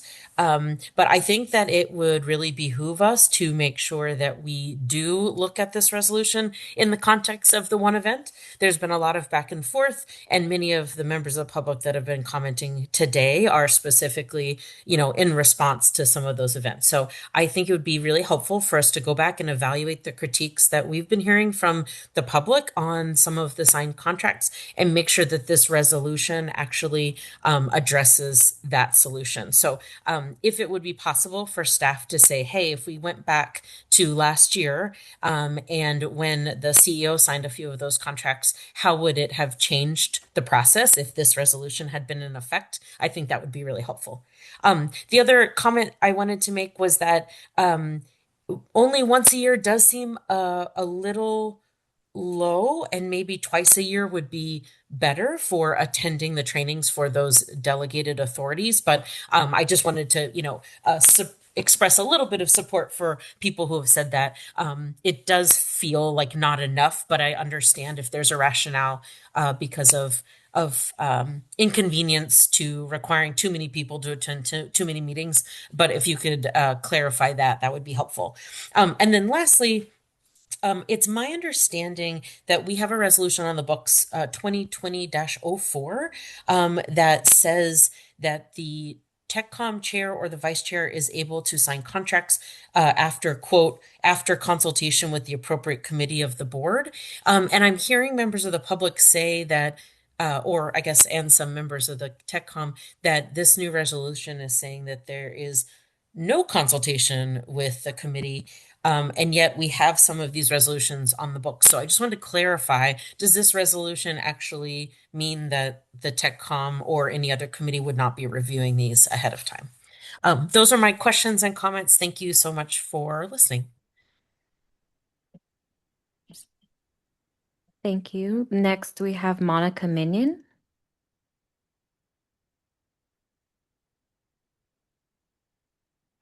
Hi, this is Jody Timms. Hi, can you hear me? So actually Monica Minions, that's my daughter. This is Alicia Minion. Can you hear me okay? Hi, Alicia. Yes, we can hear you. Okay, great. Thank you so much. So I have a question. I have comments and then I have some questions. Number one, my one comment is looking to the page of the procurement policy objective. My thinking is that the policy objectives is sort of the foundation to developing an effective control environment regarding procurement to prevent some of the issues that have been raised. For example, the expenditure of discretionary attributes such as bundled recs that appeared to be excessive as compared to prior years. And I didn't see that policy objective. Also, one of the issues that have been raised in the past is those short-term contracts, so like the 1 to 5 years, just seemingly look like they were struck at during time periods where the market was high. I didn't see that as a policy objective. So if this whole exercise, if its main purpose is to address those past issues, with those items missing from the policy objective, I think we need to go back to the drawing board. I'm asking the board not to approve this resolution. And then now I have some questions. Number one, from staff's comments, and this is not to criticize staff whatsoever, but what I'm hearing is one of the reasons for having some of these kind of new requirements set forth in the new resolution is because of the risk that there's not a lot of time to approve or enter in or procure energy. I'm just curious, how many times has staff lost a contract due to the restrictions that were set forth in the prior resolution 2020-04? Because that may not be a reason to justify some of these new provisions in the 2026 resolution. Number two, I'm confused by this in the past that the tech committee chair must participate in one meeting in the past 12 months. That doesn't make sense to me. So if that happened in 2025, are you just going to go to the board chair for approval going forward? Number two, I'm confused by the bullet point about the CEO having the ability to approve contracts up to 5 years, 65 notional amount, and then the CEO and TechCom chair jointly authorized to approve contracts up to 10. It looks like there's some overlap there. But the bottom line is these new provisions do not provide additional controls and do not prevent some of the issues that you've had in the past. So I'm just asking you again to reject this entirely. Thank you. We have Jody Timms. Hi, Jody Timms, 350 Marin. I would like to recommend also that you pause at the moment and leave 2020-04 in place and vote no on this today. There was a consideration very recently to override term limits in view of the governance assessment that would be coming that could look at everything more holistically. And so I would suggest that there not be action taken to support this today. The staff has said they've been doing quite a bit of research for weeks, and yet just a month ago, less than a month ago, there was a proposal for a committee, an advisory committee that is now off the table, and this is on the table. So I have some concerns about the kind of independent research that should be, I think, pursued through an independent party. So I think waiting for the governance assessment makes the most sense at this point. I think what you have in place has been there for 6 years. If it's just worked with over the next few months because the governance assessment is coming quickly, I think that even though most of the CCAs were looked at, what about the CCAs that don't have these policies or have maybe more restrictive policies? Those weren't mentioned, and I think an independent review would help look at all of those parameters.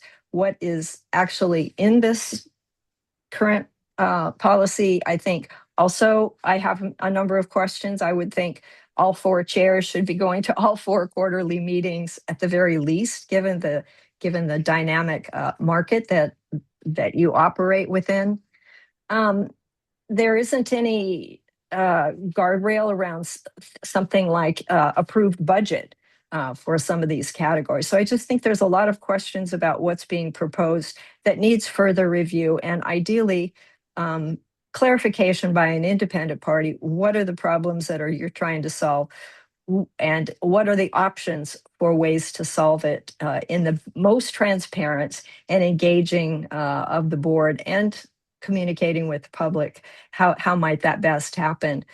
I think that the trainings that are being suggested, the attendance at these meetings, policy discussions, all of that can commence immediately for both the public and the board members. So I don't see why that can't start right away and should. But with all that being said, I think the wisest thing at this point is to hold off and not take an action on this today, or to vote no, because you need to take an action, and give it all more time and more discussion and more independent review. Thank you. I see no additional hands online, Chair. Okay, thank you very much. So we'll come back for comments. Any comments here in Concord? Go ahead. Yeah, we'll go ahead and start. So thank you. I appreciate the public comments about it. I guess I view it, I think of this as an and, not an or whatever. I understand there's concerns because we want to talk about broader policy. When we talk about a bunch of things we want to do, I don't view this as precluding any of that.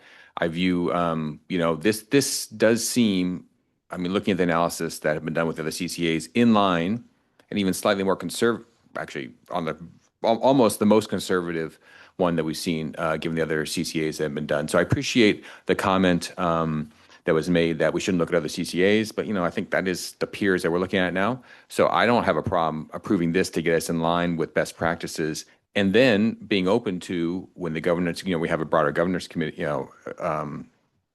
the governance action looked at, we could update it to be consistent with the other policies. So I don't have a problem. I look at this as kind of tightening up and having a best practice that I think can work. And you know what? If it doesn't work, we can change it again. But I think this is better than some sort of interim committee that's going to be going on for some undisclosed amount of time, because we don't know when we're going to get the recommendations from the governance committee. I personally would rather have a formal process in place as a resolution that the board can actually vote on. So I actually support this, and it seems very consistent with how other CCAs would do it. And we're the CEO is our employee. We either trust her or we don't, and this is how I believe it's the way we should probably do our business. That being said, I do think staff, we really need to you need to rethink and rewrite that section on the TechCom attendance of the risk committee once a year, because I think it's a bit of a red herring, actually, and I think it's just caused a lot of confusion and sow a lot of doubt and doesn't really get us to where we need to go with this. So I would either remove it and we just have an understanding that the TechCom chair should attend as many, and vice chair and whatever should attend as many risk committee meetings as possible. Or you can say that nobody can can participate if they haven't attended at least 2 risk committee meetings in the last 12 months or something. But I mean, I think right now it's way too vague. It's not a training. It's just supposed to be to keep the person who's the board member who's in charge of signing up to speed on what staff is thinking, the risk committee is thinking, right? So I would definitely suggest rewriting that and tightening that, or even removing it and just saying, the tech committee, this is tech committee's chair's job, and they need to be up to speed. Great. So I think that would be better. But otherwise, I just look at how it compares to the CCAs, and it seems reasonable to me. But I'm absolutely open to adjusting it again once we get the broader governance. Thank you, Director Mulholland. Vice Chair. Thank you, Chair. So I'd like to go forth with this resolution, but I do want to make the amendment that there is the expectation that at least the chair or vice chair or both attend all 4 of those meetings. I don't know if there's any real consequences or teeth to that, but as far as I'm concerned, one of us should be there and getting smart on this as much as possible. I don't know if that's something that we could include in there as far as language is concerned. And to piggyback off Director McCormick's opinion, I don't think this is either or. And what I like to ask is for this forthcoming workshop, can we have a commitment that we are going to have a robust discussion about potential guardrails, policies? I want to have us to have that discussion, but maybe an outcome would be something that is sensible, but also meets the need for some sort of accountability. But is that some sort of discussion we could have at the forthcoming workshop meeting? Yeah, I think we're looking for any input of what TechCom members would like to discuss at the procurement workshop, and we probably won't be able to come to any conclusions in that workshop about guardrails, but it would be a great way to have the discussion and then tee something up for future action at a future meeting. Vidi or Jamie, do you want to comment further on that? I know y'all have been thinking a lot about that workshop. No, it's good to get that feedback. So yeah, we'll definitely work on it. Thank you. Yeah, and I agree. I mean, this is not either or, and this is going to be. I mean, the way we institutionalize ourselves, that's a living, breathing organism right there, and we'll do this as we go along. That's it. Thanks. Hi, I'm Director Sakat, Chair from Pleasant Hill. I also support this resolution, and I appreciate the thought that staff put behind balancing consultation with the board and maintaining confidentiality to get best pricing. I also appreciate all the research and comparison of the other CCAs. One thing that I do think that this resolution helps us with is cleaning up the language around who is consulted by staff if the tech chair is unavailable. And now we specifically have named the vice chair, the chair of the board, and the vice chair of the board. So I like having that very specific delegation authority. I do appreciate Director Palmeris's amendment, and I believe attending the quarterly meetings by at least the chair or the vice chair is a good idea. And I'm also appreciate all the public comment, and I'm certainly open to taking another look at this resolution as part of the government's assessment. But I think it's important to pass this now. We don't know how long the government assessment is going to take. It could take another year. So again, I would support passing this today. Thank you. Yeah, thank you, Mr. Chair. So first and foremost, I want to say thank you again to staff for putting this together. I really do appreciate the delegation authority being tightly scoped with the explicit quantitative limits. I think it really helps move the conversation forward. And I also think and very much appreciate the benchmarking of our current policy versus our peer agencies and the expanded public-owned utilities as well. I think that helps validate the proposed authority level. I do think what is quite frustrating about this process is that it keeps being referenced that this resolution is about one incident. And I don't know how many times staff can say this out loud, but you all have done such an incredible job at doing it. But again, the incident that happened in the last year was actually talked about before it happened. Staff thought that energy prices were going to rise. They did. They rose beyond even.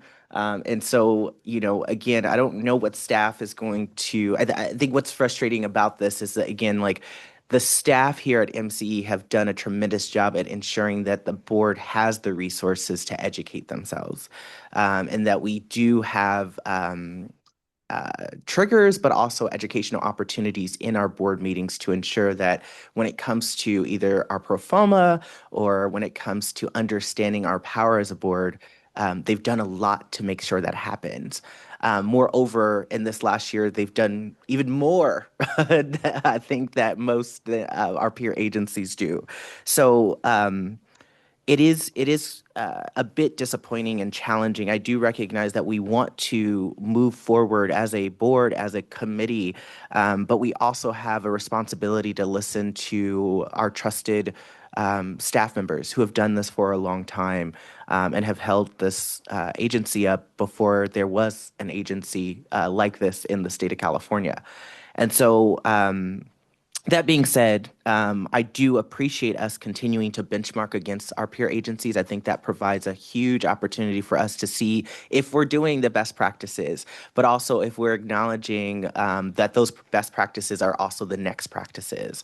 And so I think this proposal as it stands, once again, does help validate that, does help validate this idea. And I do specifically, as the former tech committee chair, do really value the succession of the delegation of authority.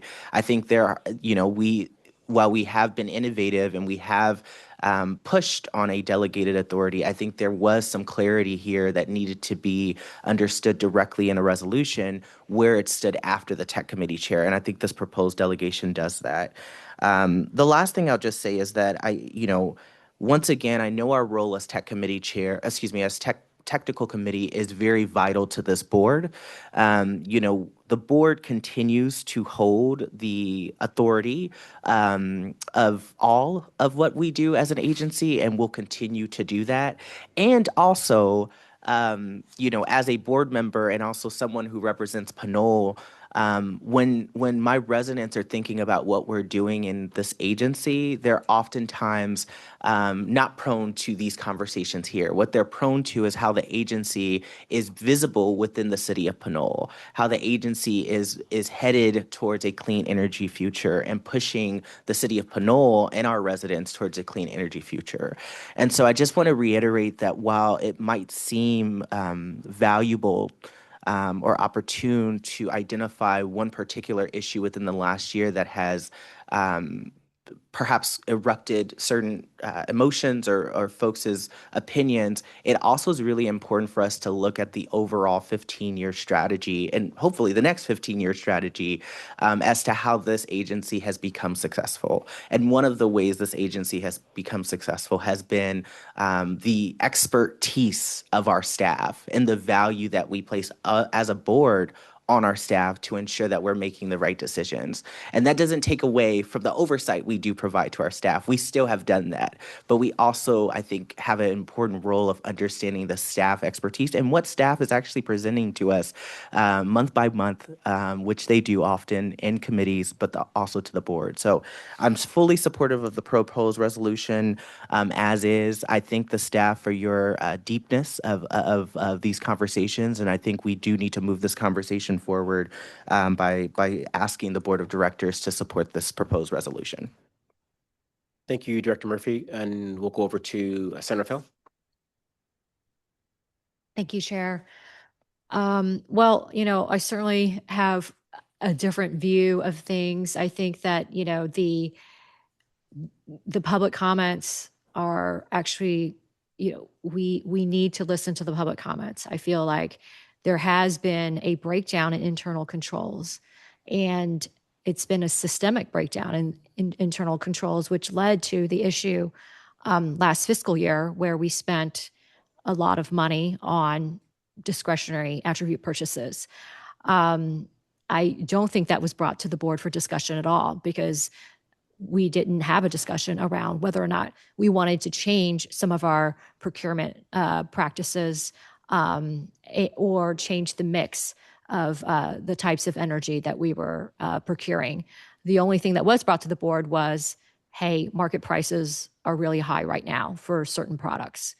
But there was not, the board was not engaged in a policy discussion around whether or not we wanted to change the way, again, what we were, we did not have a policy discussion around the type of energy that we were going to be procuring. I do agree with the comments that this resolution fails to address the internal control issues that were flagged. And in fact, it goes the other way where it really just removes any guardrails and allows two people within the organization to approve these contracts. And I think that increases the risk, not decreases the risk of what we are trying to accomplish here.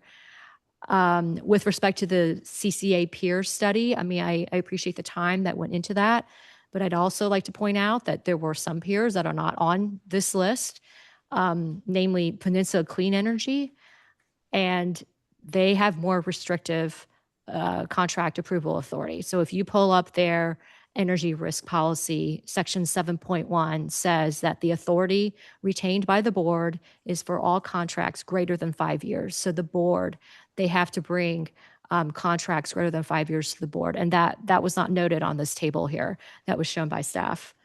I feel strongly that if we're going to be delegating more authority to two people, and removing committee review, that there needs to be guardrails and there needs to be objective parameters. I mean, this resolution, there's a phrase in this resolution here that I find really curious, which says, here, let me find it real quick.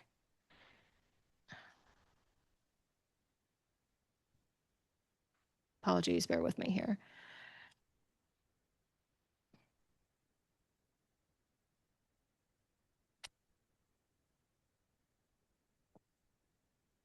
Something to the effect that, that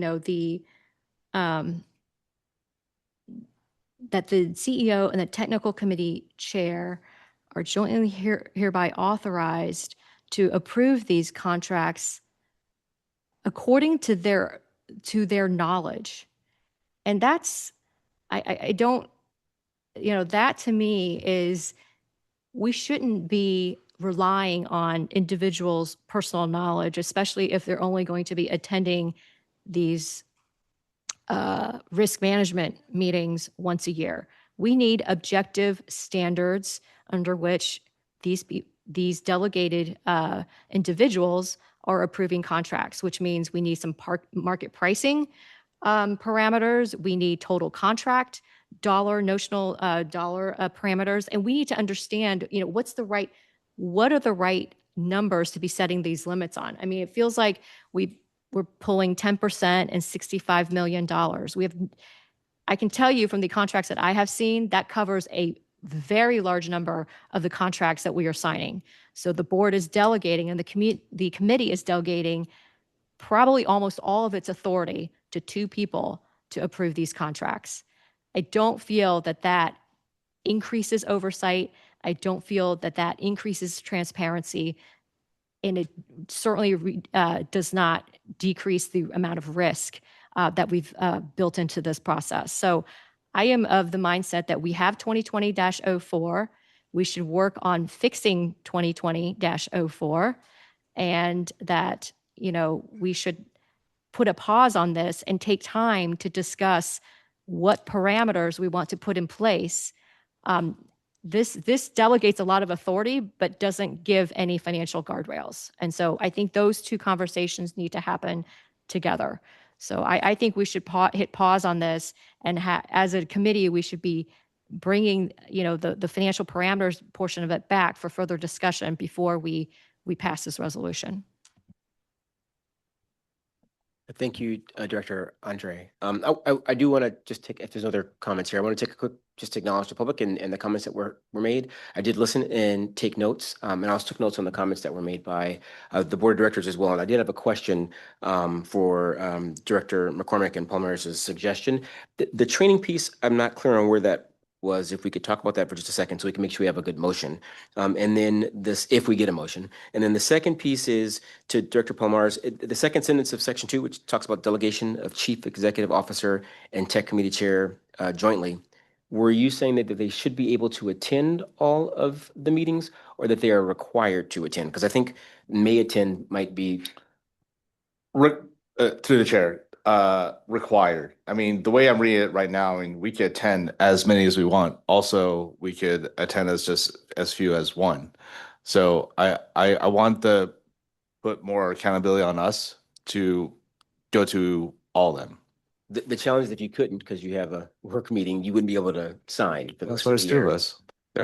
Well, yeah. That'd be for the rest of the year, though. That's what I'm saying. It puts a limitation that would lock you out for the rest of that. That's right. So I appreciate the thing. Yeah, it's unclear to require. This is where I think the challenge is, right? It's unclear if you want to require it, but it's certainly the intention that, well, I think the whole point, this actually isn't for training on what energy procurement is, which I think is all this. I just want to tighten the language. It's not about that. It's really being up to speed on the current thinking of the risk committee inside MCE, so you can represent that kind of, that you have that baseline understanding. That's the whole point, right? So whatever we can kind of do, I think that, yeah. So the section itself, I mean, not to speak, but I think it's, it's D, it's in the resolution D part 2 at the end of that, right? Correct. I think we just need to kind of figure out how we codify that to get the intent without making it confusing, so that it becomes conflated with training or conflated with whatever. I don't know. That was my concern.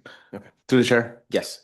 If in the instance that neither of us can attend, I mean, can we arrange it so that some sort of makeup meeting can be scheduled for either one of us? I think, as I understood from staff, and I'm going to turn this back to them, this is a scheduled meeting that already occurs. We're just invited to attend it, I think is what was being said. But can someone clarify that for us? I don't remember who made the comment. Yeah, I'd like to add the thinking on this is that the meetings would be open to any of the folks listed here. So the TechCom chair or vice chair and the board chair or vice chair could attend any of those quarterly meetings. And if one of those parties had not attended a meeting within the required time frame, then one of the others who had attended would be the one that would be asked to sign. That was sort of the thinking, and we may be able to clarify the language better on that. And there may be a suggestion here to change that. But I want to emphasize that I think it would be easy for all of the board members named here in leadership roles to attend those meetings. It would be easy from a staff perspective to add those board members to the meetings. It would be difficult for us to enforce a requirement that folks attend.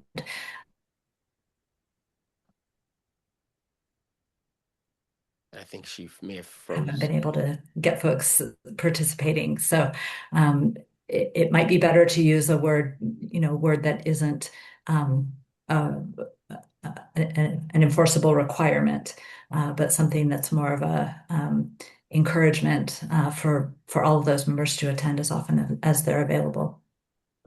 Thank you, Director Pomeroy. Through the chair, I think maybe a way to phrase this would be that we are expected to attend versus must attend. I mean, I don't need to go to any city council meetings, but I'm expected to be there.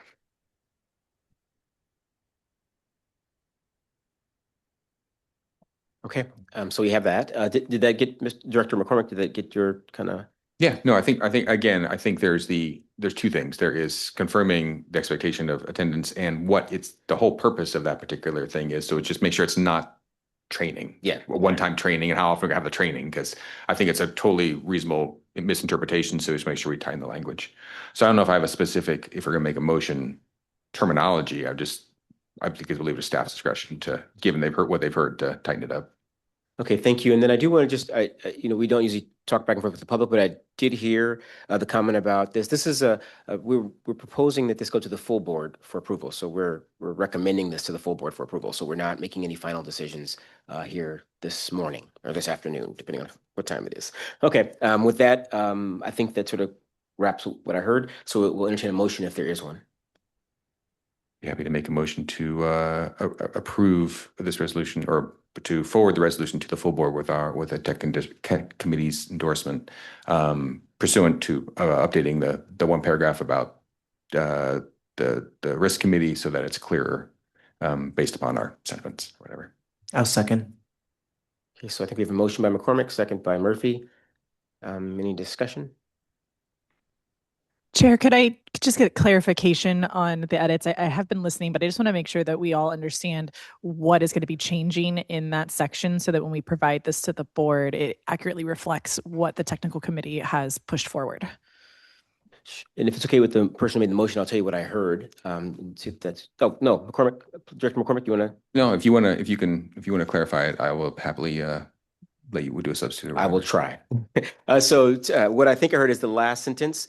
The idea was just to be clear that this is not training. So I don't think it says training there, and that there's an expectation that the individuals listed attend, but that they are not required to attend. I think those are the 2 points. All the meetings. All of the quarterly meetings. We don't call them risk management meetings in the document, but I think that's what we're referring to as risk management meetings, correct? Yeah, the review of MCE position meetings. Okay. And if I may, sorry, Director McCormick, that's just a suggestion. That's not actually in the resolution today. That's correct. Right. No, I just want to tighten. So it doesn't change. Yeah. Okay. Did we get that?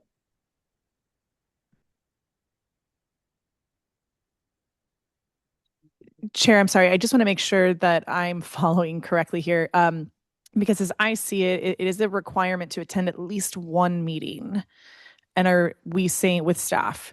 And are we now saying that we'd like to say that that requirement is not required anymore and it is now just expected to attend all scheduled meetings with staff? Just to make sure that I understand what the direction is. Okay, I just want to confirm that because that's not, I think, what we ended up with, but Director Pomeroy? That's what I intended, yes. So that part, the expectation to attend all meetings, and the second part, per Director McCormick, would be some sort of clarifying language as far as that this is not a training meeting, but it is explicitly a review of MC's positions and market prices to approve contracts. I mean, I know it's there, but I don't want to bog it down. I mean, just to be honest, I was just reflecting on the comments that we got, and I thought it didn't really, they were kind of unfortunately not related to the resolution at hand. So I was just looking to kind of tighten that up. I mean, in some ways, I mean, I understand what's there. They're trying to figure out what there's a requirement. So I'm open to, so I don't want to add additional logic that's going to make it, don't want to If add I additional may, things to make it more. If somebody has like a suggestion. Yeah, Could we? I think just for I'm sorry. staff, if you get, hang on one second. I think there's the thing was that what staff reported out, I think it was that if it says required, staff has no ability to sort of enforce, I think is what I heard. Can staff provide some insight? I think that was our CEO that made that comment. yeah, if I may, since we are in the process of updating the energy risk management policy, and that is where we talk about who participates in the quarterly meeting, it might make more sense to incorporate the language that we're talking about now into that review rather than layering it into this resolution. Certainly open to either approach, but it sounds like the language we're trying to come up with is, the expectation for something maybe isn't a good fit for a resolution. But in a resolution, it probably makes more sense to have any exact requirements that we want to have. So I think the language about, having TechCom chair and vice chair expected to attend all quarterly risk oversight committee meetings, that is language that we could incorporate into that policy in the future. Just another thing to keep in mind. Okay, thank you for that, Director Palmer. So we have a motion on the floor. I just want to know if staff asked for clarification under discussion. Are you willing to accept?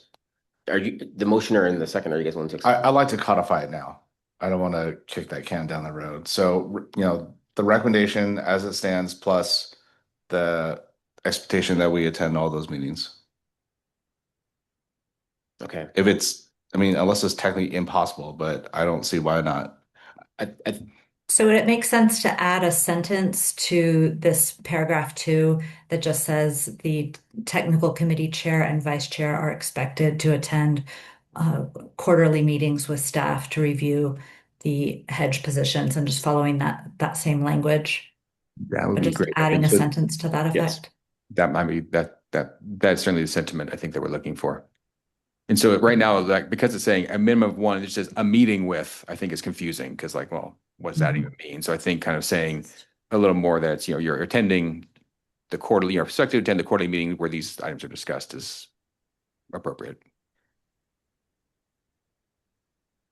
So Director Murphy? I'm happy with that change as well. I just want to, Don, because you suggested another line, I think if we say technical committee and technical committee vice chair, we should actually just keep it to all the order of those individuals. What I'm reading from page 21 of 33 of the packet is a line that says, and under delegation to CEO and technical committee chair is a line that says, in order for any of the individuals identified in this paragraph to exercise the delegation set forth herein, they must meet with the MCE staff at least once. What I'm hearing from Director McCormick as well, Director Palmeras, is that we need a clarity that those meetings are required to exercise that authority. You all said specifically for the chair and vice chair of technical committee. Are you fine with that being all of those folks to exercise their authority? Or you just want Could I interrupt and offer just something for consideration if we add a sentence at the end that says that these individuals are encouraged and expected to meet with MCE staff? So it would be all of those individuals on a quarterly basis to discuss the open positions and contracting needs. Would that meet what you all are looking for? Sounds good to me. That sounds great to me. Thank you. Let's take that. Thank you.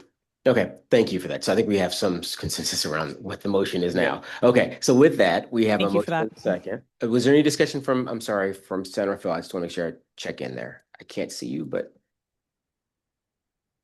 So this was discussion on the motion that's on the floor.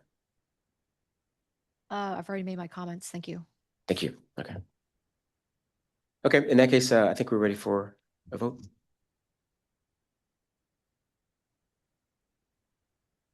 Just waiting for the tracker to upload. Hercules, Aye. Lafayette, Aye. Larkspur, No. Pinot, Aye. Pleasant Hill, Yes. Vallejo. Aye. Motion carries. Okay, thank you. So that goes to the full board. Next item on the agenda is committee and staff member discussions. Do we have any?